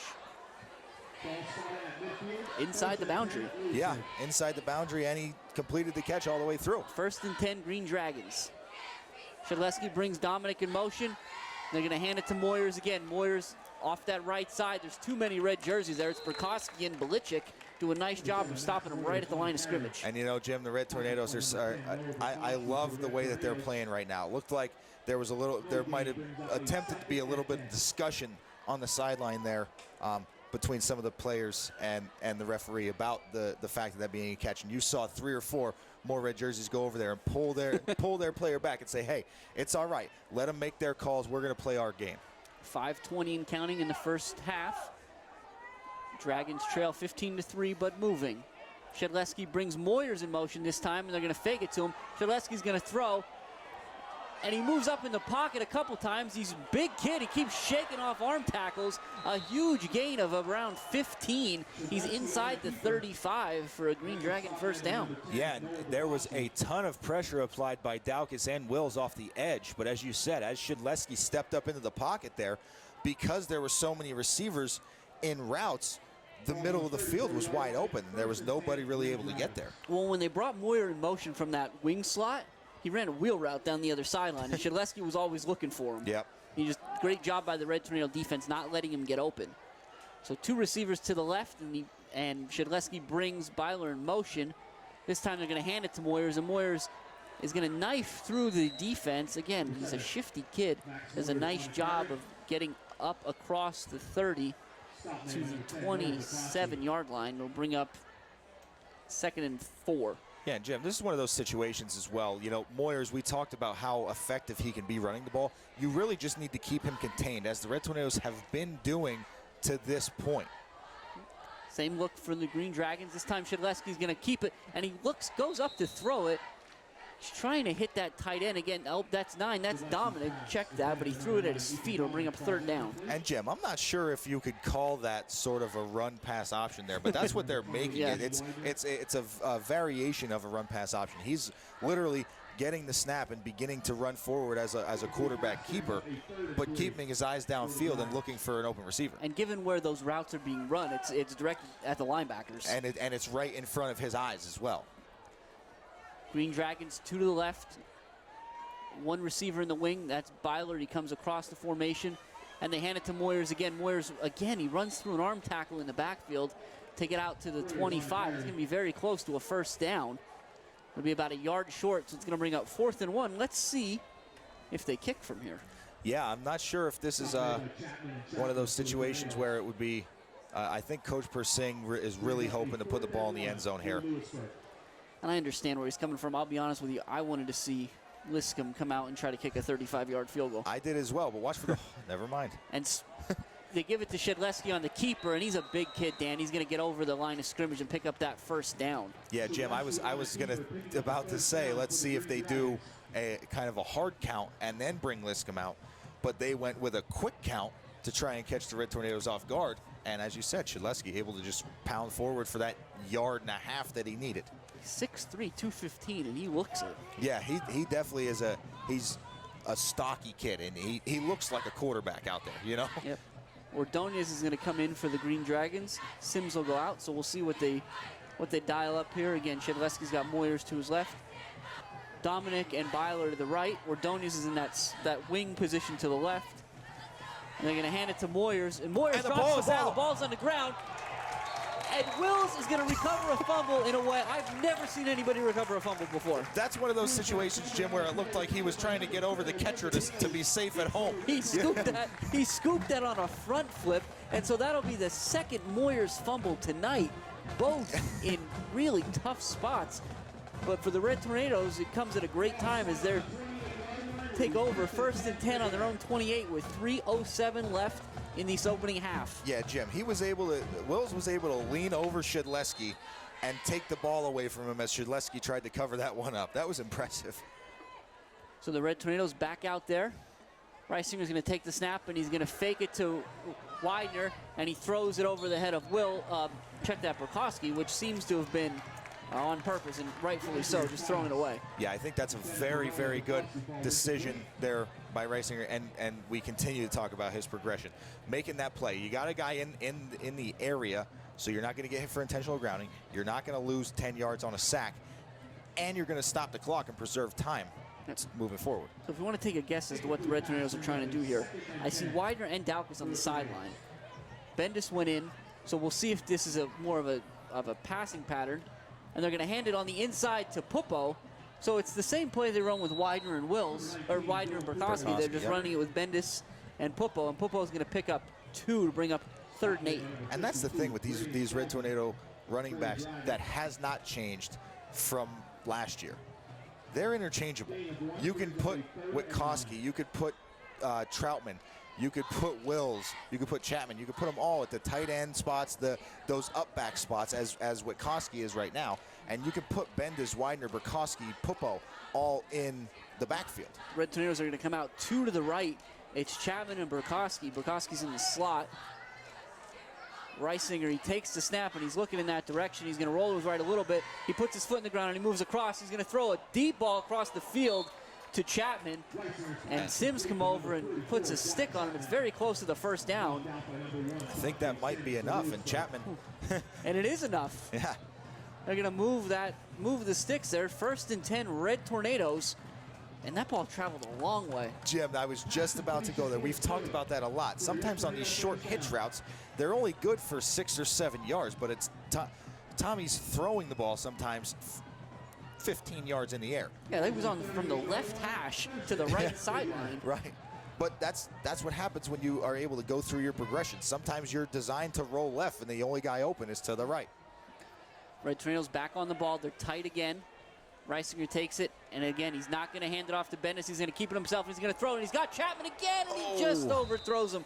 So Chapman's splitting that double team between Sheriff and Dominic, and he's open. It's just a tight window Reisinger's got to get that ball into. Right, and exactly. Reisinger kind of felt the pressure coming from the outside, had stepped up in the pocket, and got a nice ball out, but as you said, just out of the reach of Chapman. But Chapman, as you said, is doing a good job of working that double team. He's able to get between him and behind him. And for the size that Chapman has, you don't think that he's going to be outrunning guys on routes, but that's exactly what he's doing.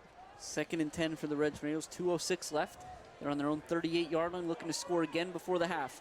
They're going to hand it to Pupo on that inside trap, And number 52 for the Green Dragons, that's Graydon Feldman, one of their seniors. He's having none of it. He's going to drill Pupo for a loss of 5. Now, Jim, this is one of those situations where I'm curious to see what Coach Persing decides to do. This may be a situation to take a timeout.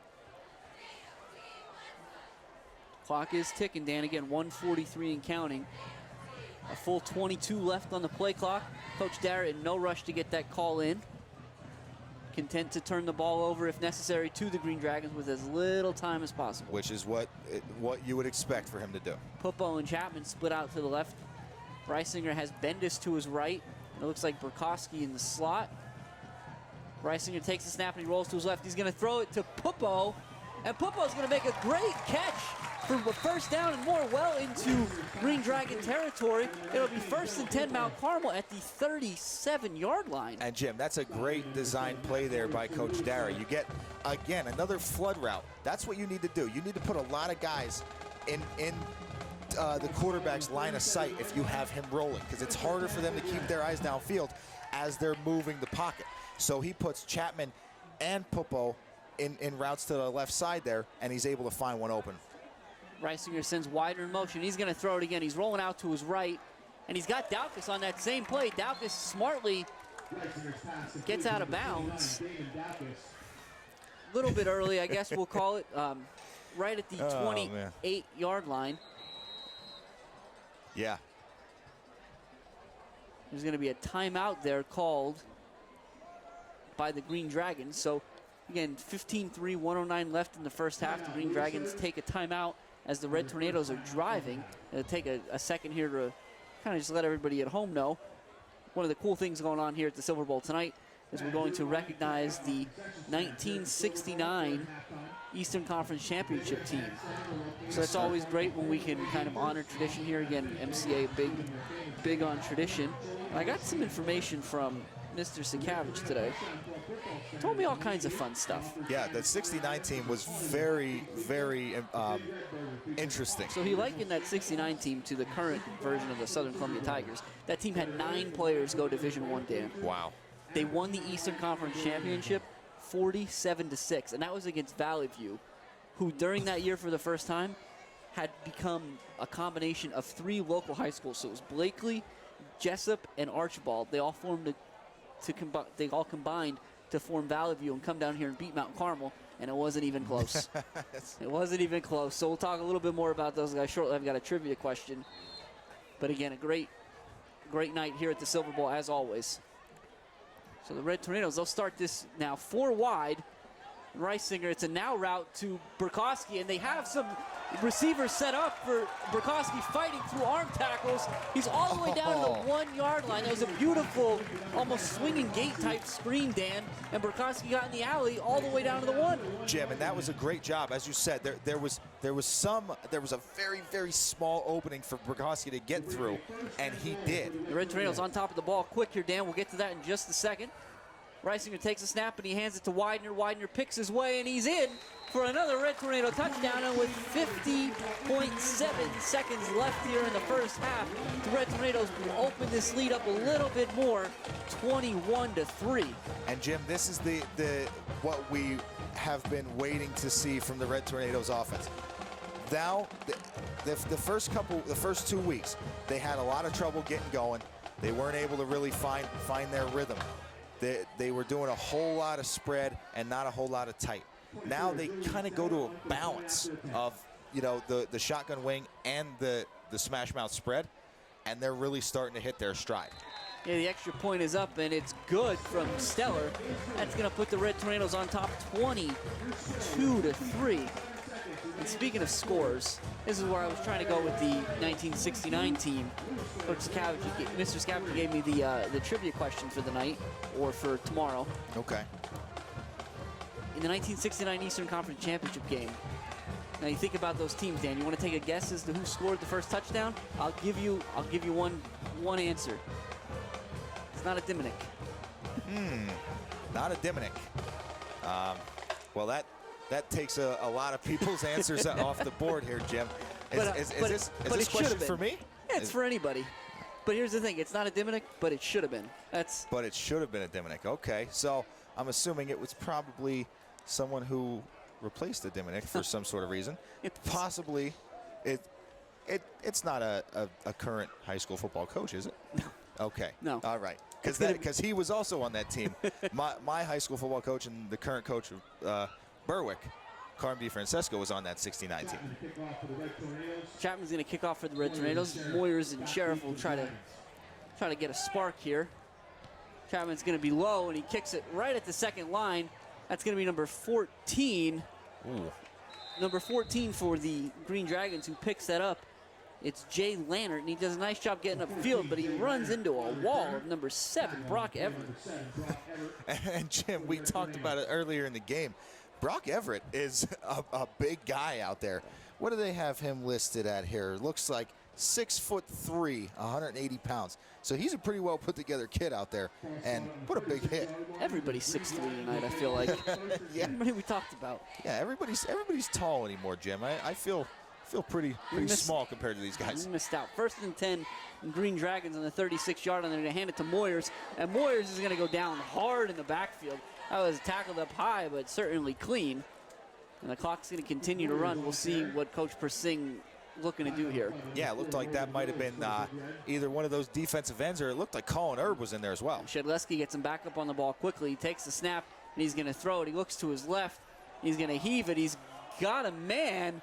He had number 3 and just missed him. That's Jack Landis. We talked about him a little bit earlier. He just misses him out of bounds. And that's well defended there by Widener as well. As you said, that the throw kind of would have pulled Landis out of bounds anyways, but Widener did a really good job. He was beat on that route and did a really good job of making up some ground there and getting hands on Landis, at least to force him out of bounds on that. It'll be 3rd and 11 with 20.6 seconds left. And I think if you're the Green Dragons, given what happened last time, you don't want to have to punt. No, absolutely again this not. half. So we'll see what Shedleski does. He takes the snap and he hands it to Moyers. And Moyers, no, that's Ethan Dominic. We talked about him, and he's going to pick up the 1st down. So at the very least, he'll give his team a reprieve in that punt, and Daukus won't be able to go get another one. Right, and we will see now what Coach Persing wants to do. Is he's going to call a timeout and figure that out. So we talked about Shedleski. He's a big kid. He's got a big arm. We've seen him throw it a couple times, and he throws a tight spiral. Yeah, I'd like to see if Coach Persing wants to maybe run one more underneath route, spend their last time out, and then let him throw that to the end zone. The touchdown, by the way, in that 1969 Eastern Conference Championship, Tommy Alexander, the quarterback, he muffed the handoff and ran it in.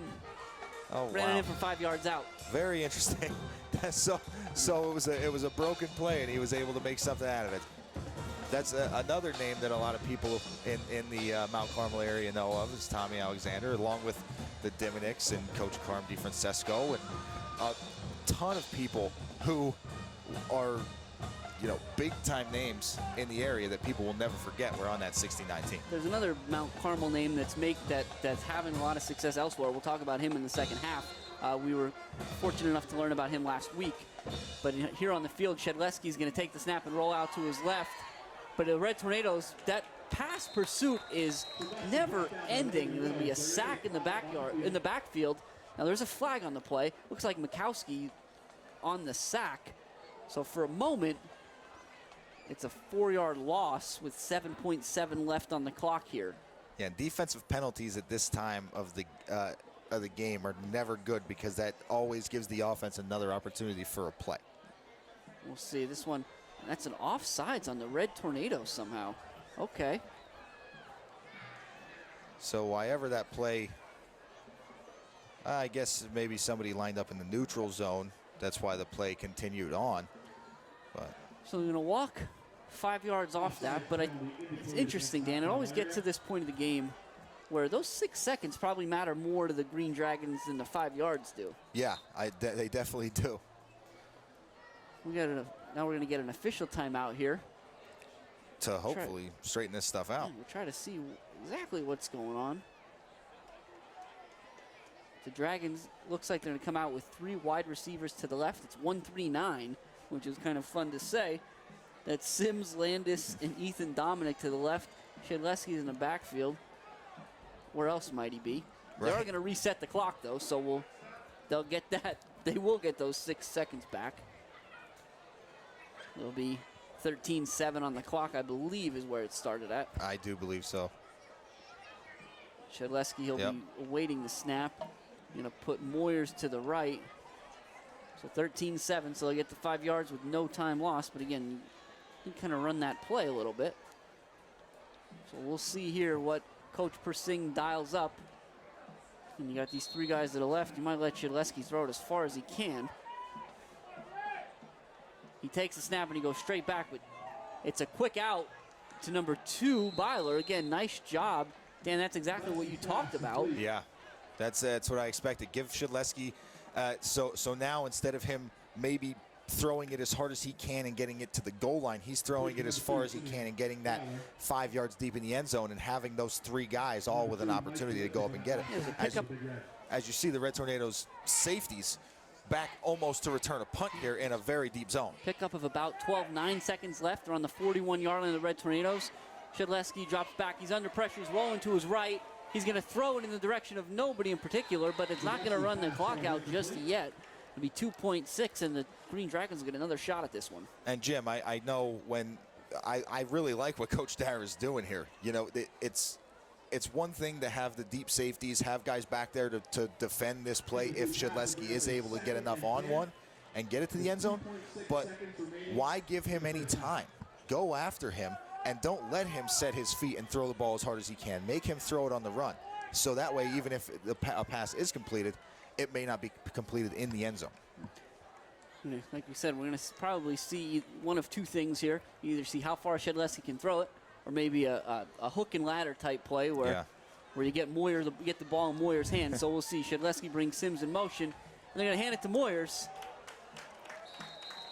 And that's going to be the end of the first half. So not necessarily the play call we were looking for. Yeah, I don't know that it's the one Coach Persing was expecting either. I think maybe Nick Shedleski not seeing what he was hoping to see, seeing the pressure coming, figured, you know what, let's take this into the half and figure this out. And they are going to go into the half trailing the Red Tornadoes 22-3. So again, here at the Silver Bowl, we're going to be honoring the 1969 Eastern Conference Championship team. But before that, please enjoy the musical stylings of the Green Dragon Marching Band. Coaches who are here, please meet in the south end zone. Please see Athletic Director Sakavich in the south end zone. That will begin our halftime. And following our special halftime ceremony, we'll be entertained by the Lewisburg Green Dragon Band.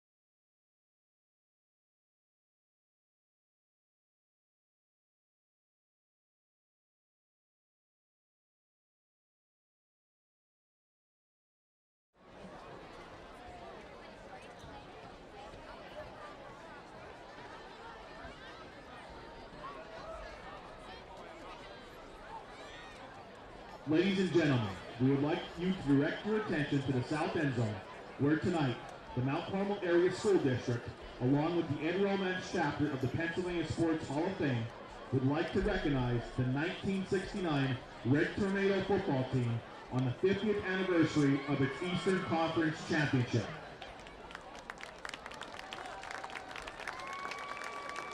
The 1969 Red Tornadoes, co-captained by Gary Dimnick and Bob Chuprinsky, went on to dominate their schedule and finish the season undefeated at 12-0. After defeating the Valley View Cougars 47-6 in the Eastern Conference Championship game, the Tornadoes left little doubt that they were the premier team in Eastern Pennsylvania during that football season. Over the past 50 years, the 1969 team arguably remains the measuring stick of success for all Big Red football teams. The team's offense was led by All-American running back Gary Dimmick, and it scored over 40 points per contest in 4 games and scored over 50 points in 4 additional games. The Tornadoes finished the season with 504 points, averaging over 42 points per game which is still the all-time best in the 127-year history of Tornado football. The 64 rushing TDs scored that season also ranks number 1 in school history. Not to be overlooked was this squad's defense. The unit surrendered only 95 points in 12 games, with most of those scores occurring against the Big Red's second and third teams. Additionally, the senior members of the 1969 team would finish their scholastic careers winning 43 of 46 contests in their 4 years as Red Tornadoes. Following the season, Gary Diminick was named to the All-State team, as well as the Pennsylvania Big 33 team, while team members Bob Kuprinski and Dennis Hepler also earned All-State honors. The team was coached by MCA legend Joe Jazz Diminick, who was assisted by George Rona, Joe Greco, Al Santos, Len Gorna, Ralph Evans, and Steve Zarlinski. 9 players from this squad would go on to receive Division I scholarships, while many others also played at Division II and Division III schools. Division I athletes were Gary Diminick, Notre Dame; Bob Kuprinski, Temple; Dennis Hepler, North Carolina State; Joe Wozni, North Carolina State; Gary Hawanek, Brown; Henry Hynoski, Temple; John Halkovich, Boston College; Phil Kloss, UCLA; and Dave Bush, Temple.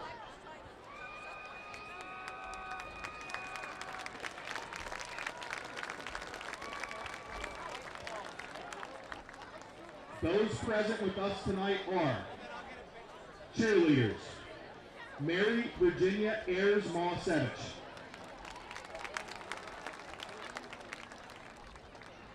Linda Greco Dalpiaz, Harriet Britt Coos, Tina Molesky Moshalko, Judy Kolarski Nicola,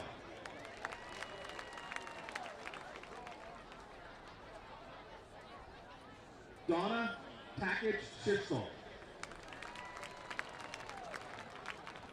Debbie Stanishevsky Kimsel, and Patty Basso Dimnick, who is also a majorette.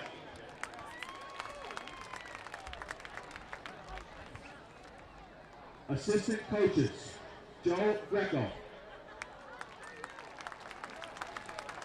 and Ralph Evans.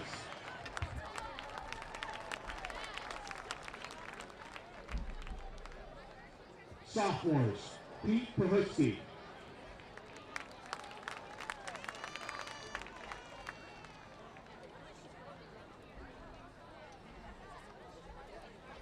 juniors: number 12, Tom Alexander;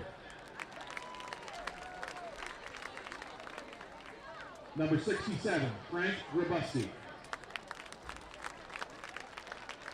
number 81, John Halkovich; number 11, Dennis Hepler; number 21, Tom Katona;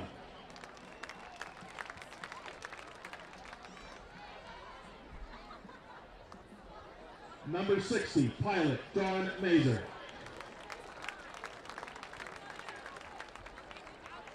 number 66, Ed Morris; number 62, Joe Roundy Ushalko; number 57, Joe Duke Narkavich;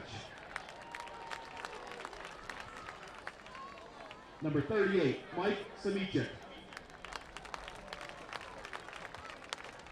number 84, Joe Crow Wozni;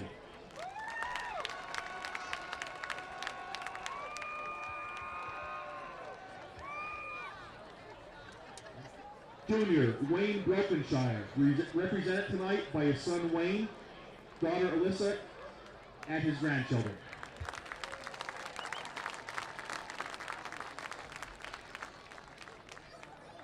Seniors, number 35, Dave Bush;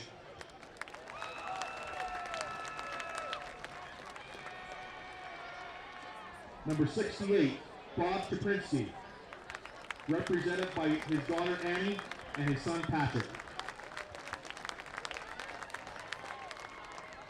Number 33, Gary Dimnick.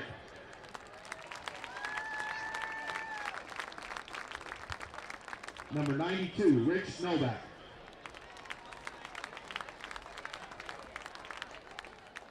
Number 37, Mark Sassani.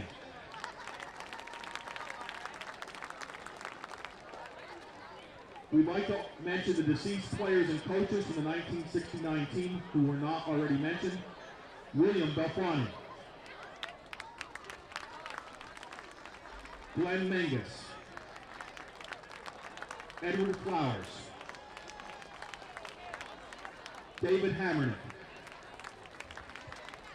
and coaches George Rona and Joe Jazz Diminick. Ladies and gentlemen, please join me in honoring one of the best teams in school history, your 1969 Mount Carmel area Red Tornadoes.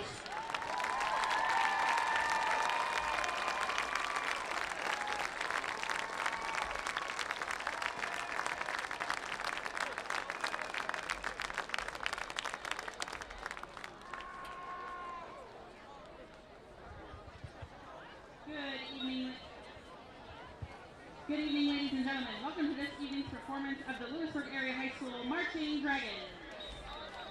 Tonight, the Pride of the Green Dragons will present their 2019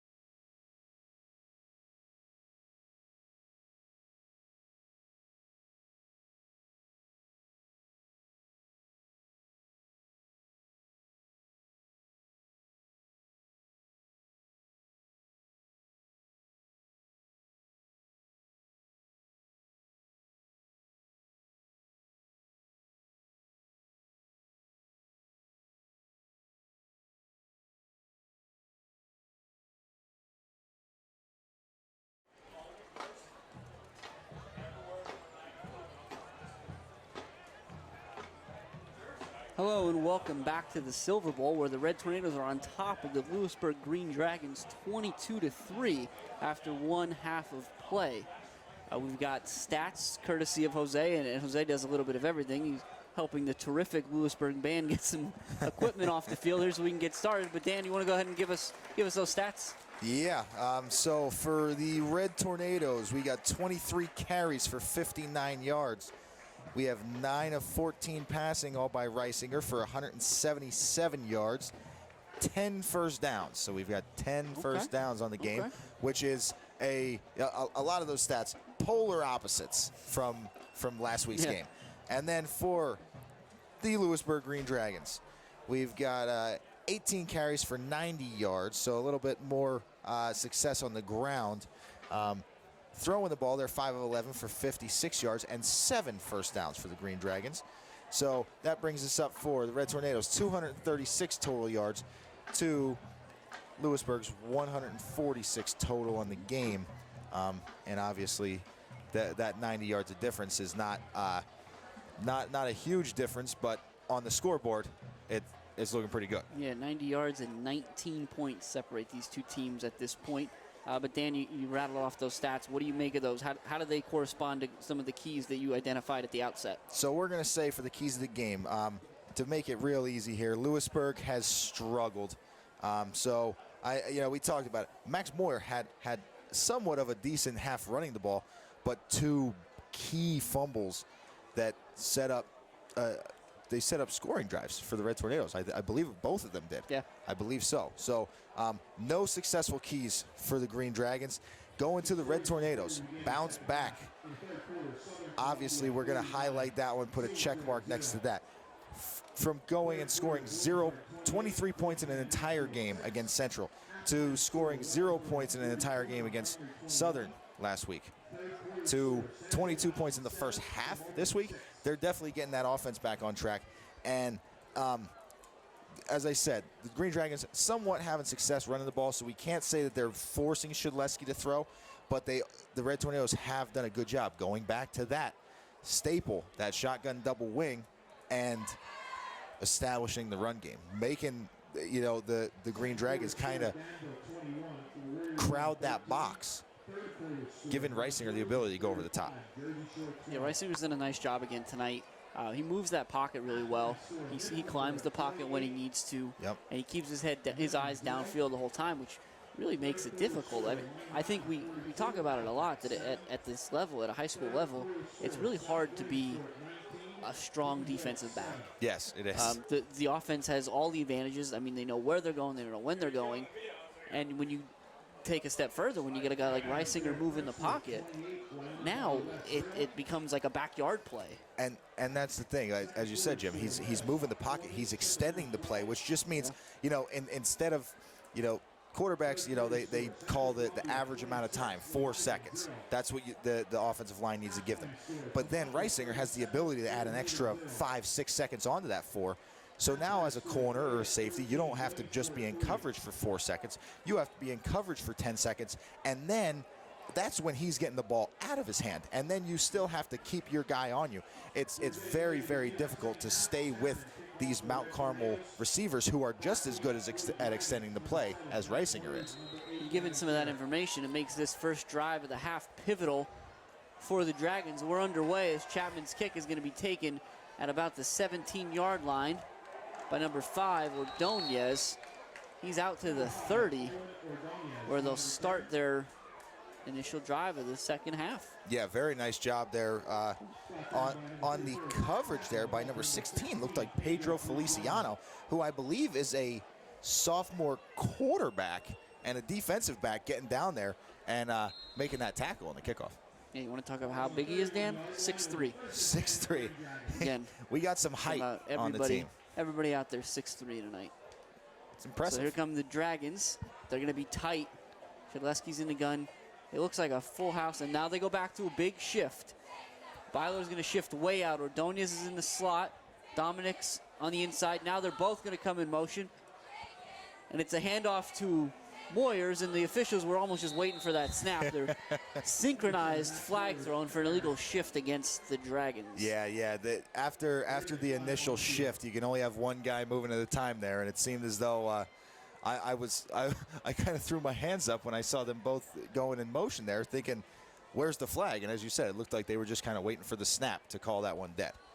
Yeah, you get a little excited sometimes, Dan. It's all right. I do. It's my nature being a Mount Carmel alum up here. Well, the Red Tornadoes, they're going to decline the penalty and just take the loss down. Yep. So great. I think it's a great decision by Coach Dara there. Absolutely. It's you push it back 5, or that's showing faith in the defense too. So 2nd and 10 now from the 30.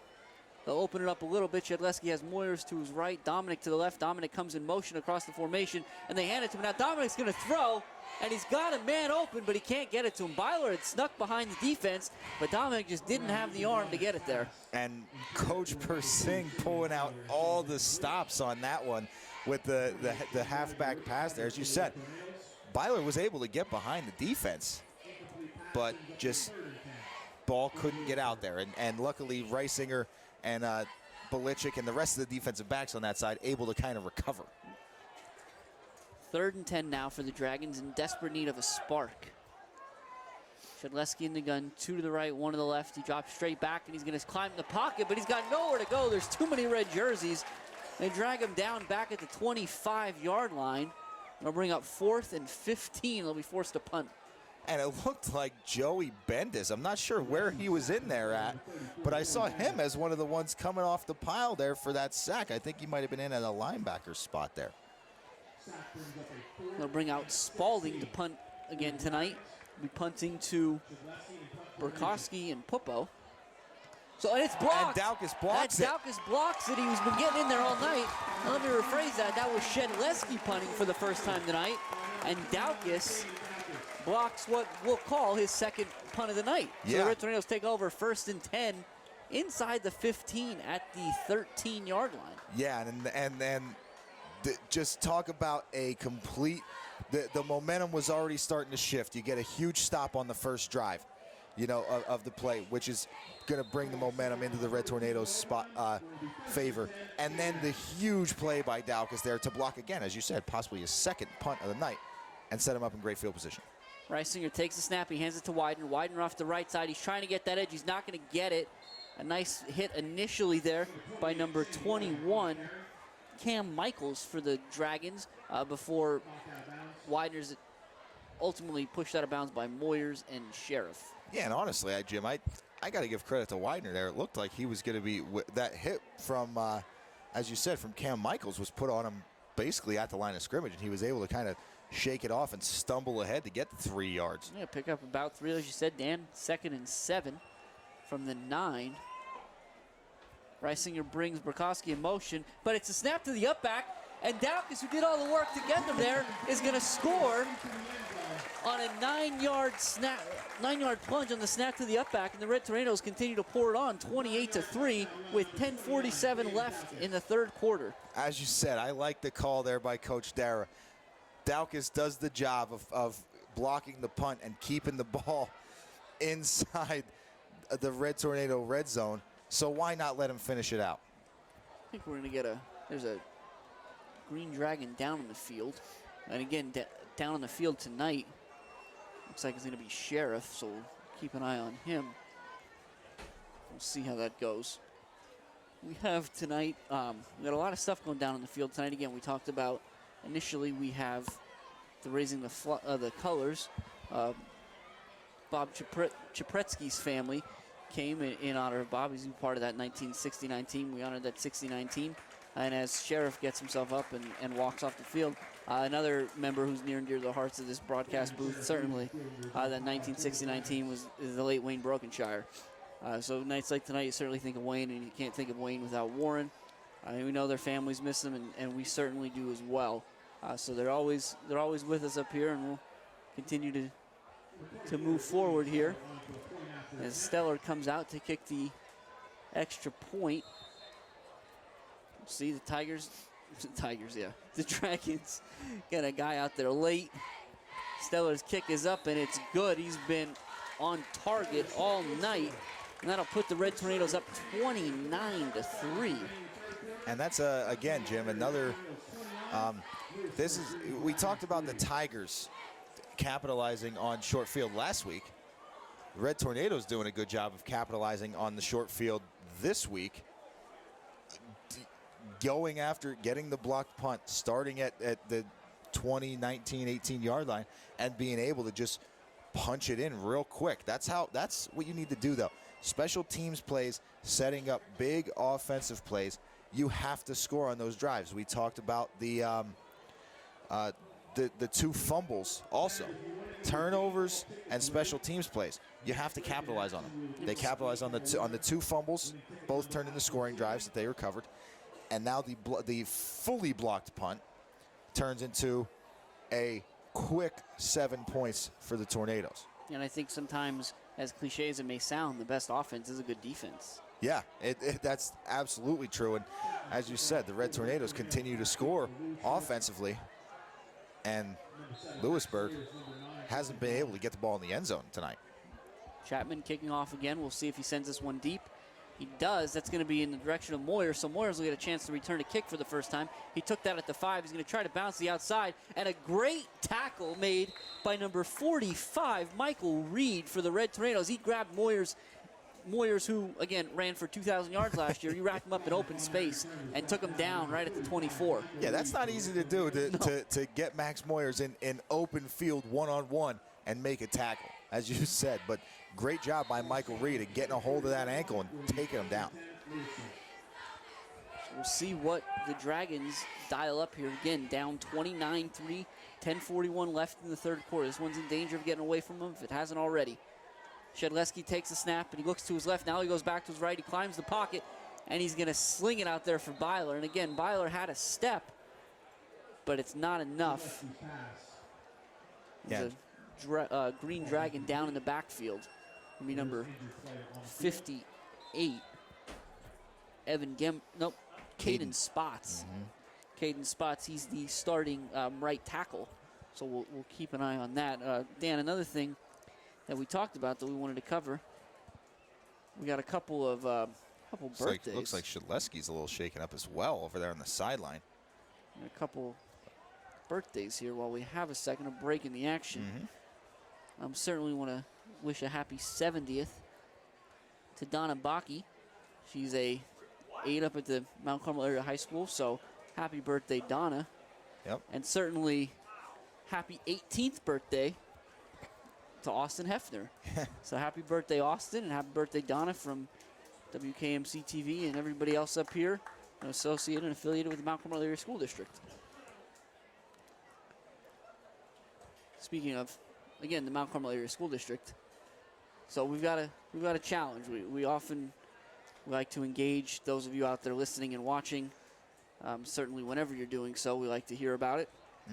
So here's what we do. We talk about this a lot. Let's get one of these out there. Let's talk about the Mount Carmel Area Education Foundation. So that foundation exists to provide a means for alumni, parents, and friends to unite in their efforts to support and strengthen the Mount Carmel Area School District through gifts, trusts, and bequests. The goal is to help maintain a meaningful and effective learning culture within the school by providing opportunities in academics, arts, and athletics. So if you do donate, we talk about this every week. If you do donate, you can absolutely choose where to send that money. You can send it to athletics, arts, academics, perhaps the TV studio, WKMC TV.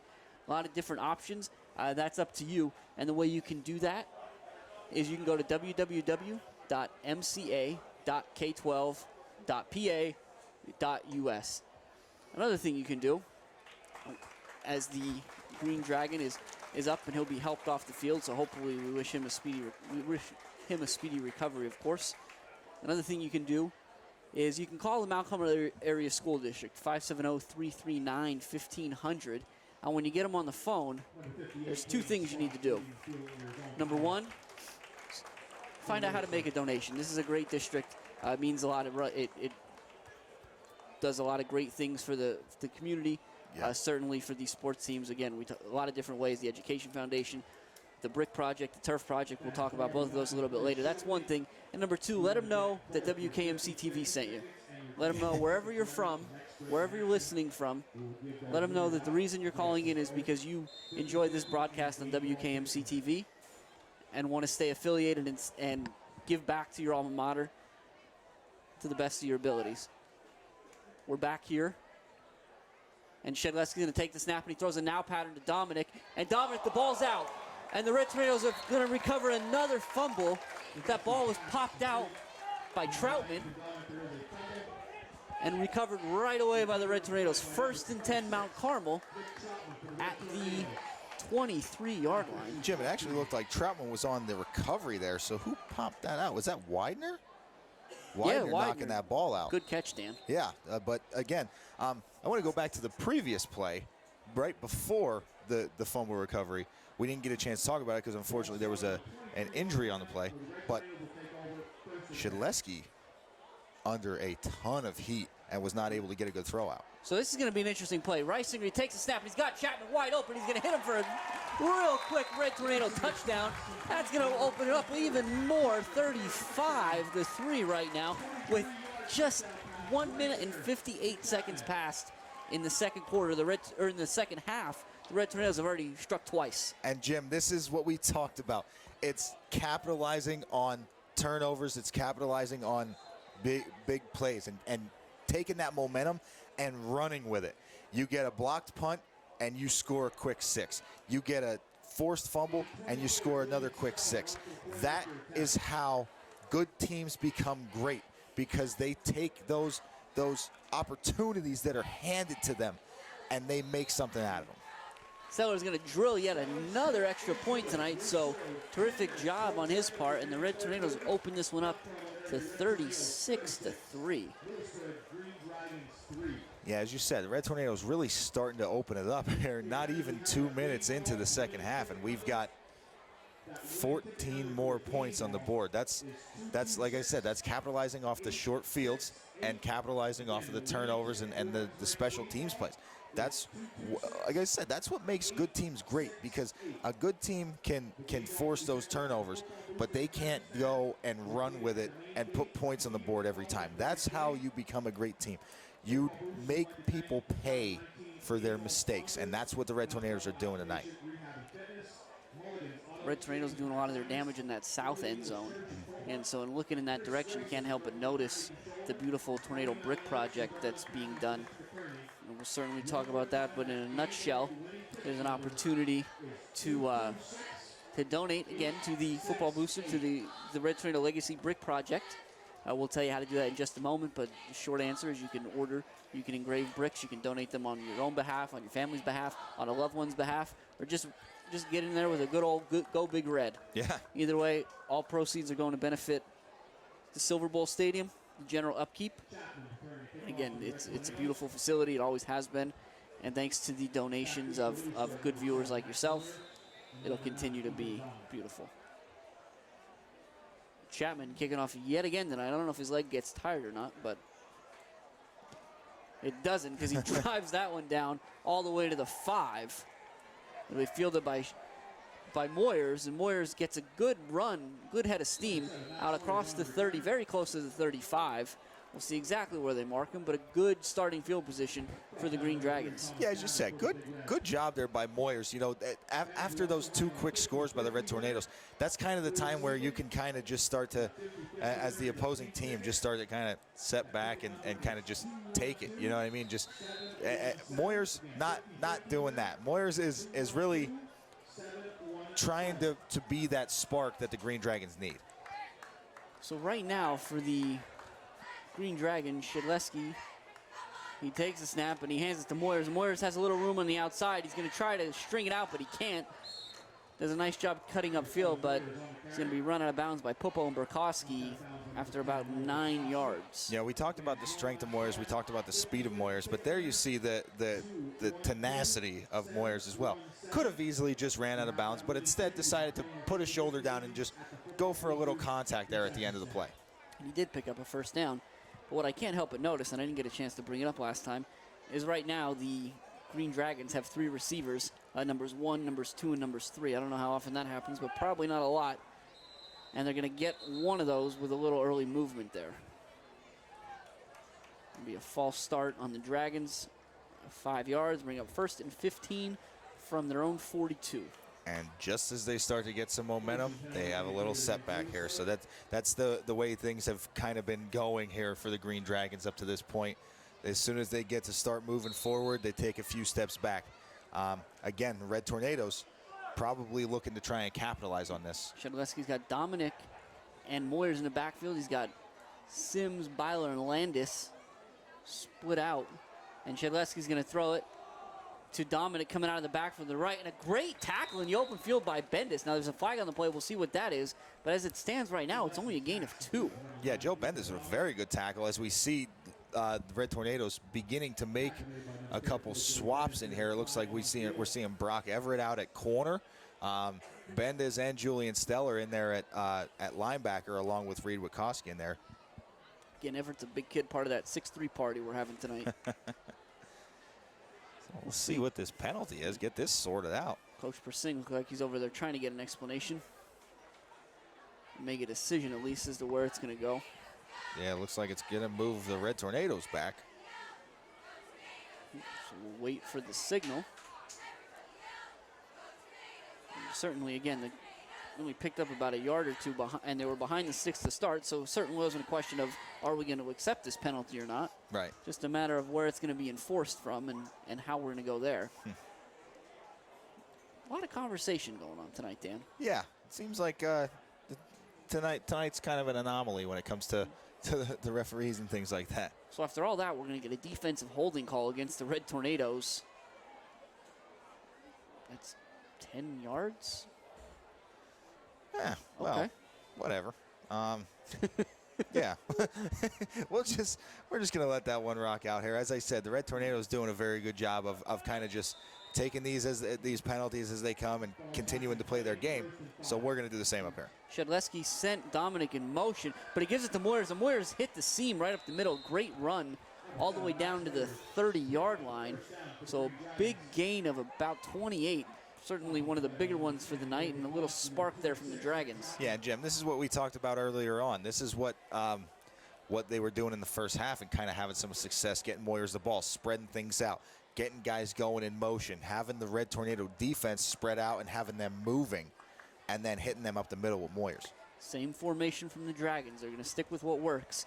Shedleski's going to hand it to Moyers again, but this time he's going to run into Bendis. Looks like he got tripped up by Erb initially, and Bendis finished it off. Yeah, good job there by the Red Tornadoes. I think that was actually Ethan Dominic on the carry on that one. Yeah, wise over. Oh.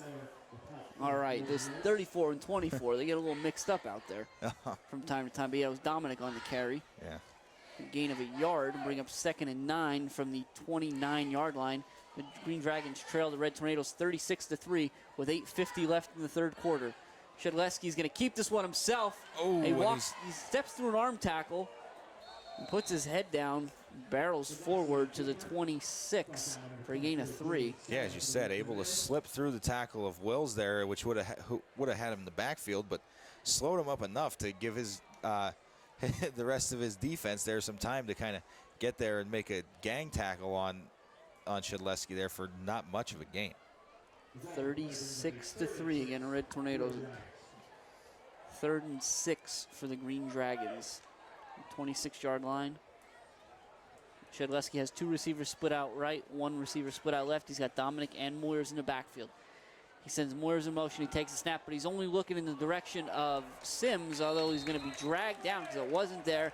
He had to pull it down, and then he runs into the arms of Wills for a 3-yard sack. Yeah, Wills and Steller both getting in there real quick with the quick pump fake, and Steller, I think if Steller wouldn't have made the sack, he would have, or if Shedleski would have let that ball go on that pump fake, Stellers would have probably got hit right in the chest with it because he was in there jumping up and down to try and block it and ended up getting the sack instead. Looks like, Dan, I'm going to get my wish here. So they bring out, this is Moore, I believe. This isn't Liscombe. This is Moore. And Moore's going to attempt what's about a 45-yard field goal. So this is going to be exciting. I'm looking forward to see if the Red Tornadoes, and the Red Tornadoes didn't put anybody back deep. So he had the leg, but it's wide left. So a big kick there by Monroe. Sorry, check that. Logan Monroe, not Logan Moore. But he had the leg from 45. Yeah, it was just a little left. Yeah, we did get our wish, as you said, because I was interested to see how deep this kid could kick. And as you said, he had plenty of leg. Just coming off, somewhat, it just looked like it might have come off his foot a little funny and hooked left there at the end. But like you said, plenty of leg. And are they going to play this as a touchback?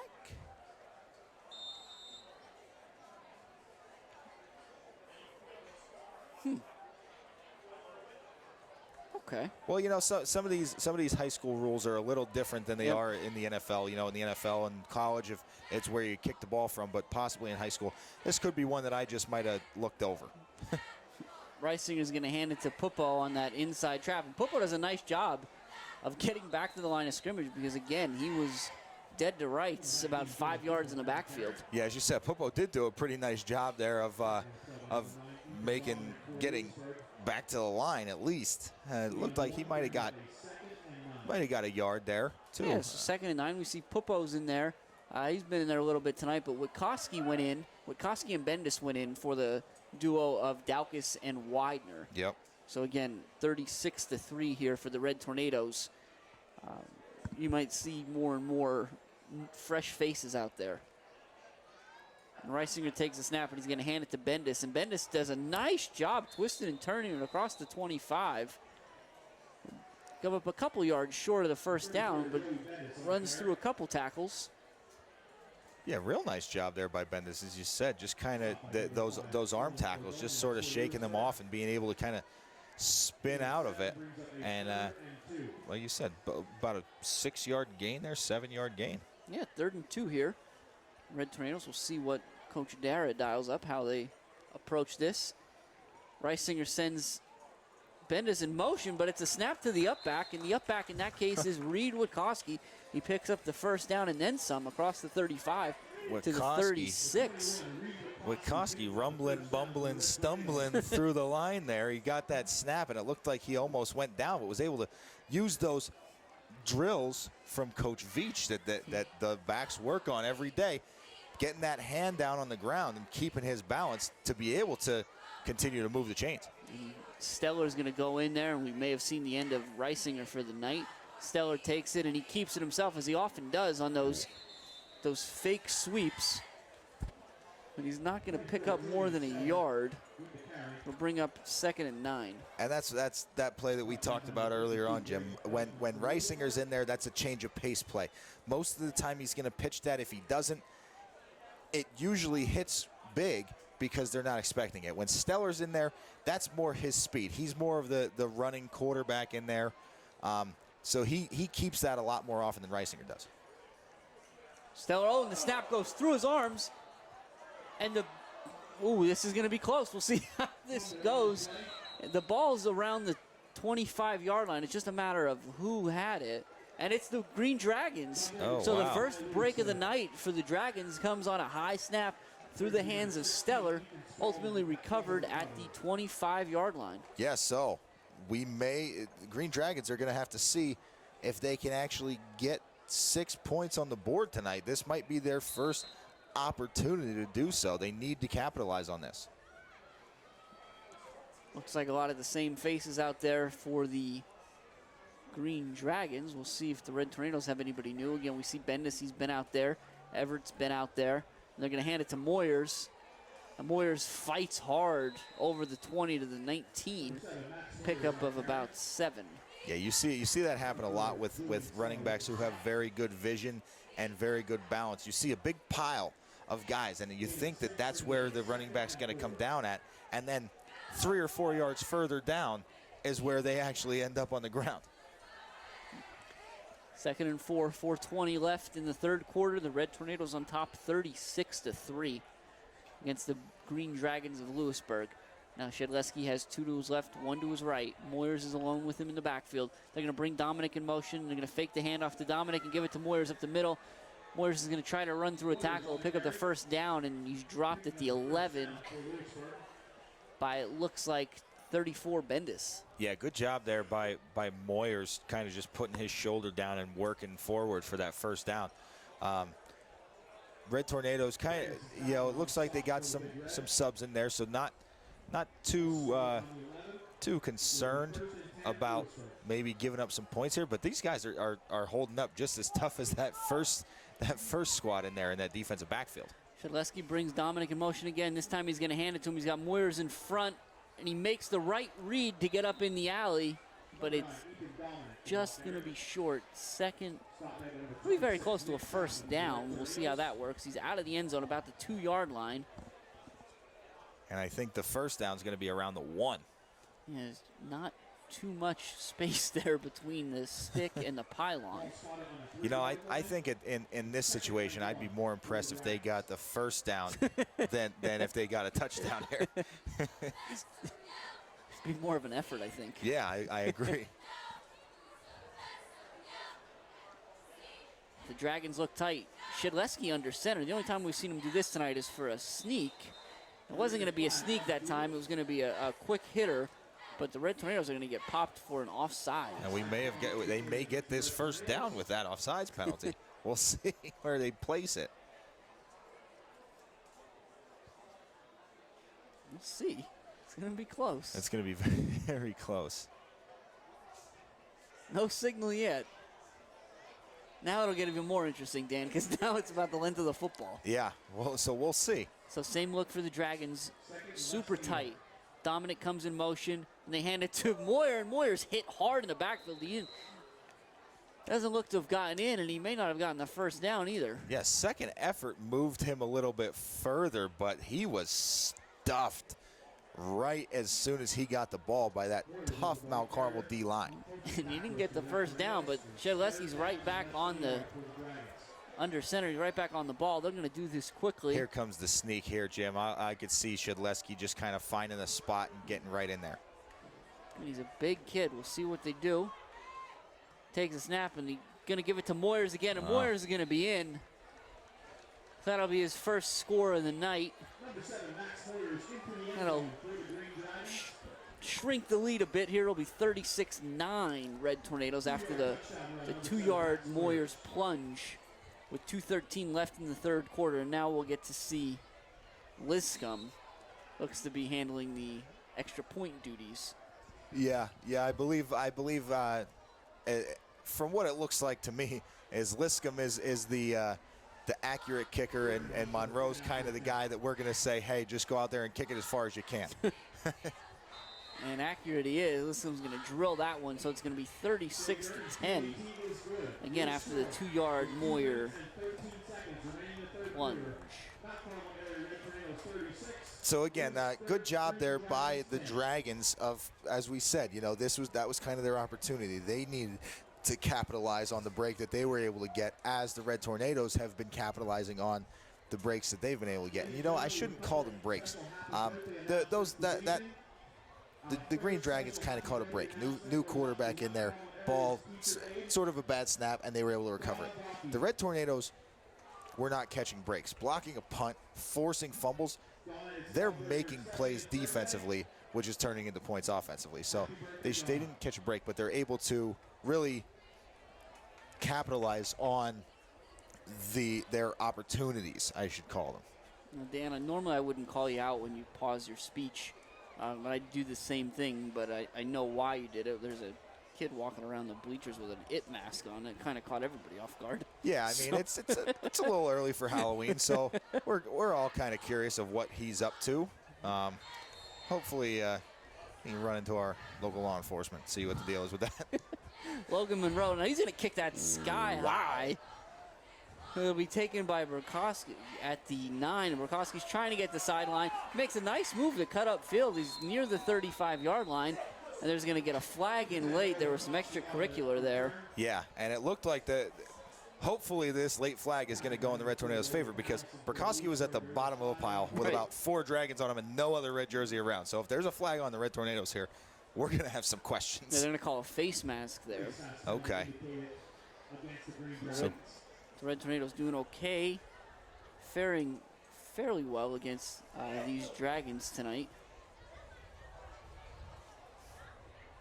It's going to be. You were looking for this 2 weeks ago. Yeah, I think, yeah, right? we talked about it 2 weeks the ago. 5-yard variety, that face mask to bring the ball out to the 39. That's where the Red Tornadoes will start. Yeah, normally the unintentional face mask it's the, it's the 5-yard variety, and that's what I thought it was a few weeks ago. This one apparently was. And this time it's another handoff, and this is to Bendis. And Bendis is doing a great job. Makes a lot of guys miss. Now he's down the sideline.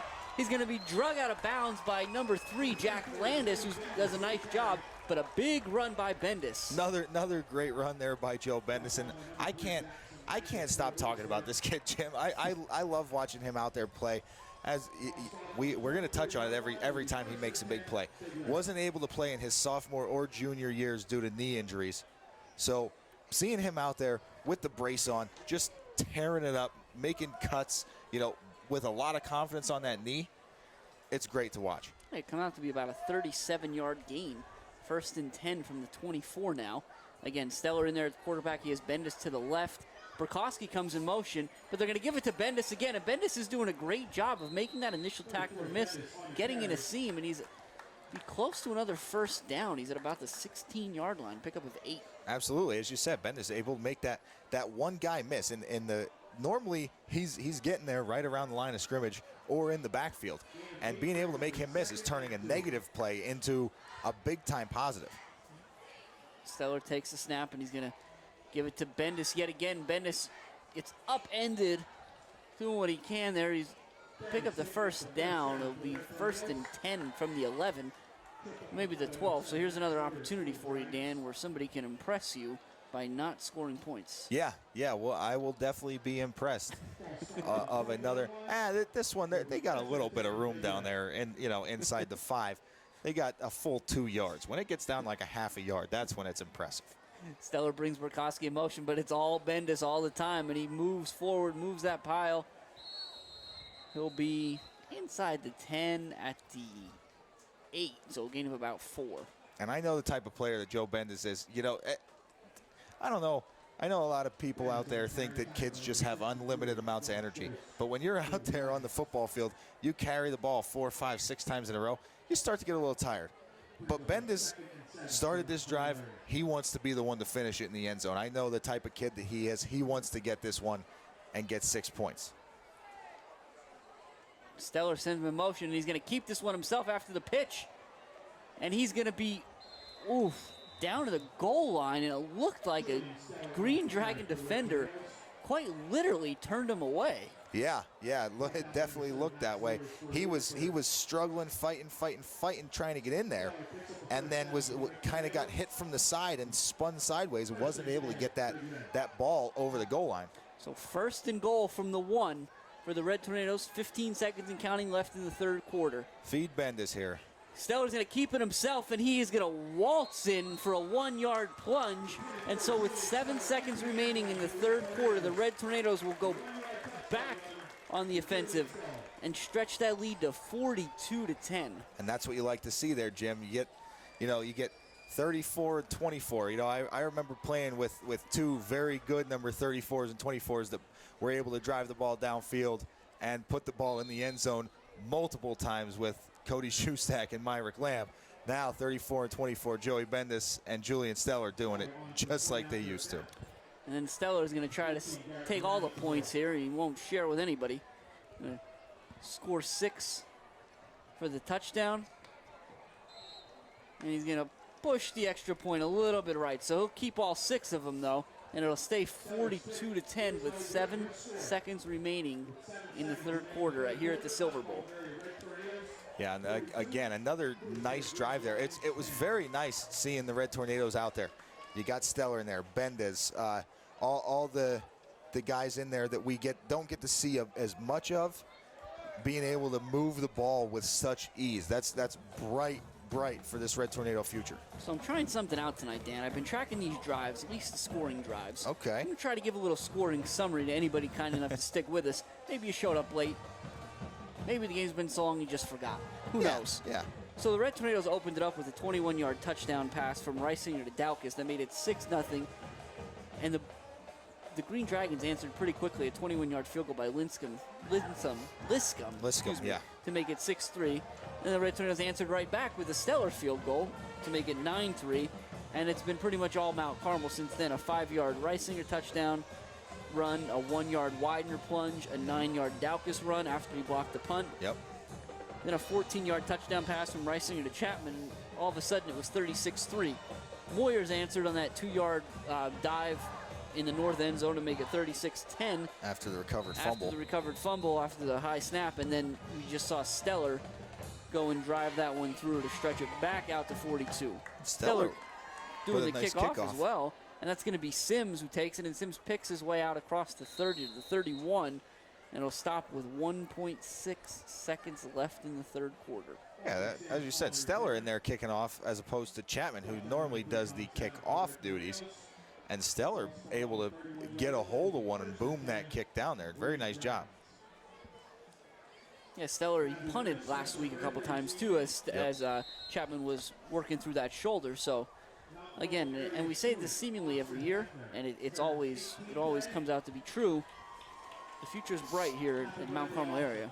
Yes, it is. It's very bright. Shedleski takes the snap, and he looks to the right, and that's Byler, and Byler does a nice job of keeping the ball before he's ultimately thrown out of bounds. But that's going to do it for the third quarter. You know, we got another quarter to play here after 3. The Red Tornadoes on top of the Dragons, 42-10, handling them just like maybe Euron Greyjoy handles any of Daenerys Targaryen dragons with a ballista. Oh, yeah. You know, like that, yeah. Dan? What, would you rather I went with the Night King and the Javelin? I wasn't a big fan of Euron, so wasn't a fan of the Night King either, but yeah, that's interesting. That's an interesting pivot there. Okay, I didn't like the Greyjoy, and I understand that, but you go right to the King of the Undead. All right. Well, you know, listen, we got the Red Tornadoes out here basically playing Jon Snow. The King stays the King out there, whether it's the leader of the Night's Watch or of the Seven Kingdoms. I wonder if there's anybody out there listening right now, or not tonight, I guess, maybe tomorrow. Anybody out there listening and just infuriated because I called the Night King the King of the Undead and made a king joke and just probably devastated. Oh, it made us all sound, made both of us sound like nerds a little bit here, but that's all right. I don't mind that. So we'll see how the Green Dragons respond. They've continued to fight hard all night, and that's a credit to them, and certainly Coach Persing. And Shedleski's going to hand it off to Dominic, who's across the 50 down to the 46-yard line. Pick up a 4. It'll bring up 3rd and 6. Yeah, nice job by Dominic there, kind of picking his way through there just to get 4 yards there. That was a tough little run there. They're back on the ball quickly. Shedleski takes the snap, and he's going to hand this one to Moyers. And Moyers is stopped. He ran right into Bendis, I believe that was. Or it was Bendis or Stellar, I think. Again, we're getting to the point where you could probably take a guess. Those guys are around the ball all the time. It's going to bring up 3rd and 2. Shedleski takes a snap, and he's going to throw it. He's looking to Byler the whole time on that out route. Makes a nice catch. Good coverage over there by, I think we'll get a look at a number. At 16, that's Feliciano. So yeah. Nice, good coverage. It was a good ball Shedleski threw. Yeah, put it where only Byler could catch it there. I'm trying to take a look, Dan. I saw all of a sudden a lot of people moving towards the gate, and I didn't realize why. If you stayed this long, why wouldn't you just wait it out? And I look up at the lights. I think we got a steady rain coming. Yeah, it does. It does look like there's some rain, Jim. And it seemed like there earlier today. I was hoping that we weren't going to get any rain, but this could be. I know. I think was it yesterday? I don't think it is. No, you don't think so? All right. Well, I don't know you know if it's what? Hurricane Dorian I was going to say we won't finish that one out if I'm way off that. I don't know that that's up here yet. I think that's probably more towards the middle of the week. But Dorian should be getting here soon. That's all I'm saying. Any time that there's rain when there's a hurricane in the United States anywhere, I just assume that the rain's coming from that because I'm not a meteorologist. So we had a little stoppage on the field there, a couple players down. One all the way over on the Red Tornadoes sideline. That's number 2, Byler. He does a nice job getting up, and he's going to have to head out for at least one play. Oh, wait, got to find the mouthpiece. Yeah, can't lose that. Got to have that. No such luck. He's going to return without it. But we will get to see in his stead, looks like number 14, Jay Lannert for the Green Dragons out there, split out right. And again, it's 1, 3, and 9. To the left, that's Sims, Landis, and Dominic. Shedleski takes the snap, and he's going to hand it to Moyers. And Moyers he's a tough kid. He's strong. He runs down towards the 30-yard line, carries a couple Red Tornadoes with him, but he hasn't had a crease all night. No, he hasn't had a crease all night. And that time was able to kind of sort of drag Nick Nestico for maybe a yard or two, but Nestico able to drag him down. 2nd and 8. Shedleski's going to throw this one. He's under pressure. He's going to step up in the pocket, and he's directing traffic out there. He sends Lannert deep, but he overthrows him. Yeah, he was letting Lannert know, like, hey, you need to keep moving, keep running, and I'm going to try and put it out there for you. But under a lot of pressure from number 45, Michael Reed there. And Dan, you brought up Nick Nestico before. Nestico, one of those freshmen that he's actually starting on the offensive line. We said at the outset we wanted to talk about the offensive line, and we never really got around to it, which is probably indicative of most broadcasts, I think, to talk about in the trenches, those unsung heroes. So certainly the Mount Carmel area offensive line doing all kinds of work tonight as the Red Tornadoes scored their fair share of rushing touchdowns. Yeah. Speaking of rushing touchdowns, they're going to try to get Moyer another one.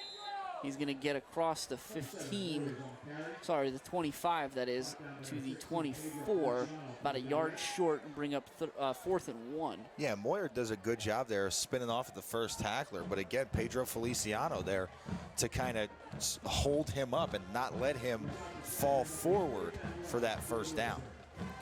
But as you talked about Nick Nestico, the freshman on the offensive line, we can also talk about number 75, Matt Kelly, also known as Tank. So we got a lot of guys with a lot of nicknames on that offensive line. Colin Herb, Chili, we got Matt Kelly, Tank on that offensive line, and they're all doing a great job.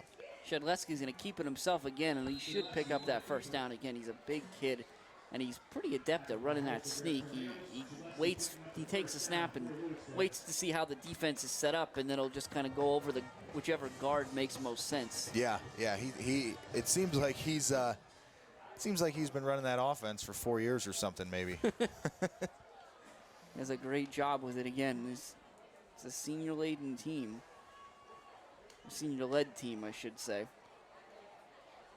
And Shedleski takes a snap. He's going to drop back, and there's a screen set up to the left side. That's Ordonez.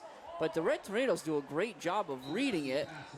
It's going to be a pickup of just a couple yards out to about the 16-yard line, but I think that one's going to come back as a hold on the Dragons. Yeah, number 3, Tom Davitt, actually had that play snuffed out, but due to that, I'm not sure if they were going to call it a hold or a block in the back. It looked like it could have been either one, but Davitt had that play snuffed out, but due to the penalty, he wasn't able to make the tackle. Saw that they're going to hit him with the block in the back, so they'll catch the one around Davitt, but it did look like there was a hold a little closer to the line of scrimmage as well. Okay, well, see, we're doing each other's jobs here. You're watching off the ball. I was watching the ball. And I was watching the ball. Can't be telling people I wasn't watching the ball. Wow. Somebody's got to do it. Shedleski in the gun. Moyers to his left. He brings Sheriff in motion. Shedleski's going to throw. He steps up in the pocket, and he's got just a cannon of an arm. And he had Dominic just overthrow him. I mean, he's got a big arm, Dan. Yeah, Joe, that looked like a flick of the wrist from the 35-yard line, the 30-yard line, and he threw it out of the back of the end zone. Yeah, it wasn't much, and it's just interesting to see it. It's almost like a howitzer attached to his shoulder. And now we go back to that end of the first half, and I would have liked to see him try to throw it 60 yards. Yeah, that would have been interesting. It would have definitely been fun to see how far he could throw it. 2nd and 20. Shedleski's going to hand it to Sheriff on that end around, and he's upended by number 7, Everett, after a pickup of just a couple. Yeah. And those couple were only because of the 2 or 3 yards that he flew through the air after Everett did upend him. It's going to bring up a third and about 14. 8.5 minutes left in this one. The Red Tornadoes on top, 42-10. They've led from the outset. They went up 6-0 and never relinquished that lead. So it's been all Mount Carmel all night. And the Red Tornadoes been doing a good job this year when they start the game off with a lead, when they're able to take the first lead. Another snap to Shedleski's going to throw it. He looks to the left. That's number 16, Spalding. He was wide open in the flats. But again, the Red Tornadoes protecting those first down sticks. So he'll pick up about 10, but it's still going to bring up a 4th and 4. Yeah, nice tackle there again by Brock Everett. But I gotta say, Garrett Verano there was coming from a safety spot or kind of a slot corner spot. Read that play extremely well, but unfortunately actually ended up tripping over Everett before he was able to get there to make the play. Thankfully, Everett there to clean it up. Shedleski in the gun. 2 to the right, 1 to the left. He takes the snap. He's going to hand it to Moyers. And Moyers just runs through arm tackles, but I don't think, I mean, he's close to the first down, but I don't know. It's closer than you'd like it to be if you're the Green Dragons. Yeah, and I think with the spot that they're going to give him, it's going to be a first down. Oh, okay. We'll say they've got a better view there than we do. That's usually the best way to say it when you're not entirely in agreement with the call. They have a better view of things going on than we do. So I've agreed with all the calls tonight, Dan. And Shedleski takes the snap, and he's going to hand it to Sheriff, or that's Dominic, excuse me. And let's see here, number 50? Yeah. Is that a 50, Dan? Yeah, that is Aaron Elliott. Aaron Elliott sniffed that out from the beginning and just couldn't bring Dominic down. And I have to say about Aaron Elliott, one thing that I've noticed over the last few drives that they've been in there is he is just wreaking havoc in that backfield. He's continually getting to the quarterback and forcing Shedleski to step up in the pocket and getting in the backfield. High snap for Shedleski on that one, and he's going to keep it himself, and he's in for what will be about a 10-yard touchdown plunge. And I say plunge is right around the 2-yard line. All 6'3", 215 pounds of him got pretty low to the ground, and he ran over a couple guys to finish off that drive. Yeah, it's got to be something nice for Coach Persing to have at his disposal when you have a kid with who we just talked about, his cannon of an arm, who can also run like a fullback down there close to the goal line. Liscombe comes through, and he's going to pop that up and through the uprights. So it'll be 42-17 here in favor of the Mount Carmel area Red Tornadoes. Looks like that rain held up, slowed up again.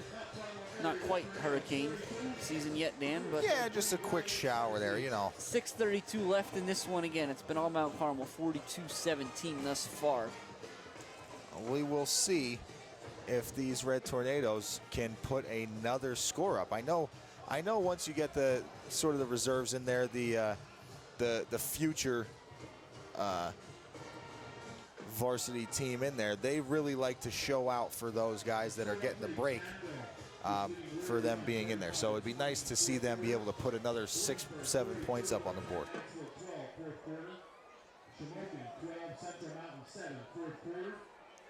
So there's an interesting score we just heard over the loudspeaker. So Shamokin, again, if you're involved in this Shamokin Mount Carmel stuff at all, it's hard to not always be curious what the other's doing. Right. So we had Shamokin having, I should say, Central Mountain is giving Shamokin everything they can handle. 12-7 Shamokin's up in the fourth quarter, but again, that's a one-score game. Just to kind of put that in perspective, again, we talked about Lewisburg. Lewisburg, a 48-10 victor over Central Mountain last week. Yep, Lewisburg, as you said, kind of beat up on Central Mountain last week. And then we talked about Jersey Shore and what Jersey Shore was able to do to Selinsgrove. They're down, I think, was that 39-14 to Montoursville? Okay, so Montoursville probably looking pretty tough this year then as well. So big boom out of Monroe. That's, my goodness. So that one is to the middle of the end zone. Not quite out the back like the first one, but the difference is that was about twice as high as his first kickoff. So Tremendous kickers. Yeah, so what? Monroe's now 2 for 3 with touchbacks on the game. He is a monster. Yeah. There's a lot of new faces in there for the Red Tornadoes. I'm going to try to call out as many as I can. We talked about Bendis a lot. Looks like number 15 is in there. That's Ben Hidley. 45, Michael Reed. Number 16, Feliciano. He's playing quarterback now, so Stellar will be out. There you go. Green Dragons going to take their first time out of the second half. Looks like number 6, Austin Garankowski's out there for the Red Tornadoes. 14, I saw Garrett Verano. We talked about him a little bit earlier. Yeah, I don't know if you got number 3, Tom Davitt, already. Tom Davitt got him. Okay. Come on, Dan. Well, your eyes are better than mine, Jim. They're in a big huddle here. All I see is red. So I wish, again, to paint a picture for those of you out there listening, we're up here in the booth at the Silver Bowl. We're up here, where we are right above about the 50-yard line, best seat in the house.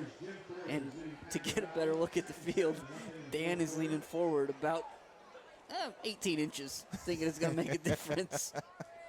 Well, I forgot my binoculars this week, Jim, as I do every week. So we'll see here again, looking for some jersey numbers. In the meantime, Feliciano's going to send Reed in motion. He's going to fake the pitch to him and keep it himself. And Feliciano's up the middle, and this kid can scoot. He's got in the open field. He's out across the 45, a big run. Give him a gain of about 27 to the 47-yard line. And wow, Jim, we've seen every play so far in this season, and I have not seen Feliciano at the helm yet. And that's a pretty good first impression there for us. 61, Jack Robert out there. 53, Dalton Moser. The Red Tornadoes, those guys doing a lot of work up front, making things easier for Feliciano. They're going to hand it to Reed. Reed doesn't have anywhere to go on that one. And it looked as though, as I don't know if anyone could hear the fans in the stands here, there was a player running off of the field for the Green Dragons while the ball was snapped. And some of the Mount Carmel faithful here wanting that 12th man on the field called. But No mercy. I think the referees have kind of checked out in this one. Looks like number 11 maybe, Cameron Mannion out there as well. But they're going to hand it to Verano on that inside trap. Verano tries to make a miss, but a nice tackle there. That'll be number 21, I believe. Cam Michaels for the Dragons. So we talked about him a couple times. Again, future's bright all over the place tonight. Yeah, and as you said, a very nice tackle there by Cam Michaels. Just broke down and kind of watched the hips and didn't let Verano get away from him. So Feliciano brings the Red Tornadoes to the line. He sends in motion. It's a fake, and Feliciano's going to keep it himself. And he picks up the first down out towards the 40-yard line. And he gets up in that alley pretty quick, Dan. Yeah, he does. You saw the fake pitch, and just it seemed like as soon as he finished his fake, he was already 5 yards downfield. So 4:50 and counting here. The Red Tornadoes moving the ball on top 42-17. And they're going to hand off. Now I'm going to keep my mouth shut for a second here. So that is number 11. We're trying to get a check. So it's, like we said, Cam Mannion. Nice run there. Cam Mannion. He looks like a big kid. Dan, how big do you think Cam Mannion is? I'd say 6'2". 5'11". Oh, okay. I All got right. you on that one. I'll take that one. Well, everybody else is 6'3", though. Feliciano sends Reed in motion. He fakes the pitch, and Feliciano's going to keep it himself. He runs into his own guy first. But he's falling forward, as he always is. Now we'll see they're going to send in number 32, Ashton Burchett, at number 18, Jacob Zarski. So Jacob had a big year last year as part of the freshman team. Sorry, as part junior of high. the junior high Yeah, team. junior Check high. that right. Jacob's a freshman at this point. So certainly excited to see what that looks like at the varsity level. He'll be in the backfield with Feliciano. Davitt and Verano are in the wing to the right. Going to send Zarski in motion and pitch it to him. He'll try to get to the outside. He makes a nice cut to get back inside as he'd run out of real estate. We get to the 35. Yeah, and Zarski's one thing you're going to notice about him. I got a chance to see him in I believe it was one of the junior high games last year. I thought you were going to say Cougars. I did coach him on the Cougars as well. I wasn't going to go there. I'm trying to avoid it this year, but did coach him. Ben, there's a lot of these guys on the Cougars, but he's wiry. Zarski's very wiry. He gets the ball, and as soon as the ball hits his hands, he's at full speed. So that's one thing you have to look forward to with the future of these Red Tornadoes. And he does a nice job in pass blocking. There is 4th and 5. The Red Tornadoes run the flood play. That one's to Davitt. Feliciano delivers the ball. It's on time and on target. And Davitt does the rest all the way down to the 11-yard line. No, it'll be the 10. Check that. Yeah, real nice job there by Feliciano. Get that ball out to Davitt. Good job, Davitt, being sure-handed and reeling that one in. Like you said, Zarski came out of there on the fake pitch. Did a nice job of making sure Feliciano had a clean pocket. Yeah, real nice job. Feliciano's going to fake it to Mannion again, and he takes a big hit initially from number 25 for the Green Dragons, number 25. That is Trent Wenrick. So nice big hit there, but Feliciano keeps moving forward. He'll pick up about 2 yards. Yeah, he did take a big hit there to start, but was able to kind of bounce off of it and keep moving forward, like you said. But this is they're doing a really good job of moving the ball here, and with making constant substitution, new guys getting in there, not really a chance for everybody to get into a rhythm together, and they're still doing a good job moving the ball. Yeah, the clock just ticks under 2 minutes now. Again, the Red Tornadoes on top of the Green Dragons at home, 42-17. 2nd and goal from the 11. So Feliciano actually talk about not getting forward progress. That time they didn't give it to him. Feliciano, it's a tough snap. Feliciano's going to do what he can to just fall on it. So we'll see. That may spell the end of this scoring threat, given the down and distance at this point. But again, not that the Red Tornadoes need it. They put up 42 thus far, with only 6 of them coming in, what you might consider after the game's already out of hand. Yeah, I agree. And good job of Feliciano there, just kind of falling on top of that and avoiding the turnover. Feliciano, he's going to throw it again. He rolls out. He's under a lot of pressure. He's rolling. And he throws it in the direction of a Red Tornado he had him. We'll see exactly. Try to see who that was. Is that 12? Is that? So that's number 12, right? That's Mike. Number 12, that's Ethan Finella, and he kind of came up a little bit short. So it's 4th and goal from the 21. Jim, why not get Stellar out there, let him kick another one? I was going to say, let's try to drop kick it. Oh, that'd be interesting. A little Doug Flutie-like. Yeah. But instead, Feliciano's going to throw it. Wow. Oh, and he had him. He had Finella again, and he just missed him. He did take a big shot, though. He did take a big shot, but just want to give a shout-out to Cameron Mannion for the big block there. He was able to come out in front of Feliciano. Unfortunately, Feliciano was experiencing pressure from the backside, but Mannion got out in front of him and put a big hit on. So not only a lot of speed and talent, we got some guys that can hit coming up. Yeah, it's always fun. Like I know we talked about this last week. I think you're talking about it in a different context. Last week, of course, it's it's because you're down a lot, and this week it's because you're up a lot. But these reps matter. Absolutely, they matter to all these kids. They matter to the future of the program. And speaking of the future of the program, this is Cam Michaels again for the Green Dragons.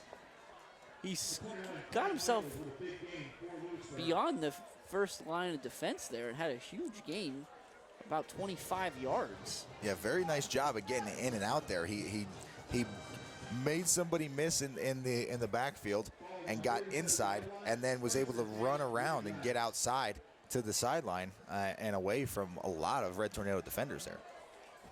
So it'll be 1st and 10. The clock stopped to move the chains. Actually, check that clock stopped because Michaels got out of bounds. Right. Thanks, Dan. And a new signal caller in there for the Dragons as well. He's going to hand it to Michaels, and the Red Tornadoes had about enough of that. And you know who the big hit came from there? Cam Mannion. Cam Mannion all over the field. Just hitting guys on offense and defense. He can block and he can tackle. Good job. So the signal caller in there for the Green Dragons right now is a name that most Mount Carmel listeners will be familiar with. That's the youngest, I believe, of the Farinado. It is the youngest. Farinado family. Yes, it is. And Michael, a freshman, getting some, again, valuable reps. And he's going to hand that one to Michaels. And Michaels has some room. He got to the sideline. He's got the first down across the 40. We'll see where he goes out of bounds at. I'm going to give him the 35 because why not, I guess, at this point. And, Jim, one thing that is nice for the Green Dragons, but may almost be unfortunate for Cam Michaels, is the fact that he looks like he could be a #1 running back in there, but the competition, he's got Ethan Dominic, he's got Max Moyers in front of him. You know what I mean? It's tough sometimes. I'm going to let Farinado run that one, and he's going to put his foot in the ground and go back into the field of play to lower a little bit of a boom as he picks up the first down. But yeah, late flag there. With 9 seconds left on the clock, that's going to be a dead ball, unsportsmanlike conduct foul against the Red Tornadoes, and that's not going to make Coach Dyer happy. No, it's not. It's just a mental mistake there by a young Red Tornado. Looked like, and it's always the last guy. You could see that play kind of transpiring. The play was over. Lewisburg guy with a little extra push at the end there, but then the Red Tornado kind of with a little wrestling move, a little hip toss, and that's where the ref's going to throw it. So 9.3 left in this one. The Red Tornadoes on top, 42-17. The Green Dragons running what should most likely be the final play of the night, but they are going to throw it, so we'll see. Farinado throws it, and he's got a man open. And with 1.3 on the clock, Farinado's going to throw a touchdown pass to number 14, Leonard. We've talked about him a couple times tonight, but that's going to be a 12-yard touchdown pass. Yeah, and a nice ball there for Farinado, as you said. Sort of, I don't like to call it that, but a lot of people would refer to it as kind of a garbage time touchdown there, with time expiring. But that'll bring us to the end of the game. And that's going to do it. It'll be final score here again on the quite literal last second 12-yard touchdown pass by Farinado. The Red Tornadoes are going to walk away with a 42-23 victory, and I think that score is going to make this game seem a little bit closer than it was. Yeah, I agree, Jim. This play, most people are going to remember this game from being 42-10. You know, that was pretty much the last time that these Red Tornadoes were kind of put the game away. Yeah, I mean, this is a game, Dan, like we talked about it before when we did a little bit of the scoring summary. The Red Tornadoes went up fairly early. The first drive they scored, they punched it in. That first drive was let me grab my notes here. That first drive, that 21-yard touchdown pass from Reisinger to Daukus on 4th and 13, that put them up 6-0, and they never looked back, really. There were a couple times early on where the Green Dragons looked like they might have been within striking distance, but Mount Carmel did a great job of never really giving in.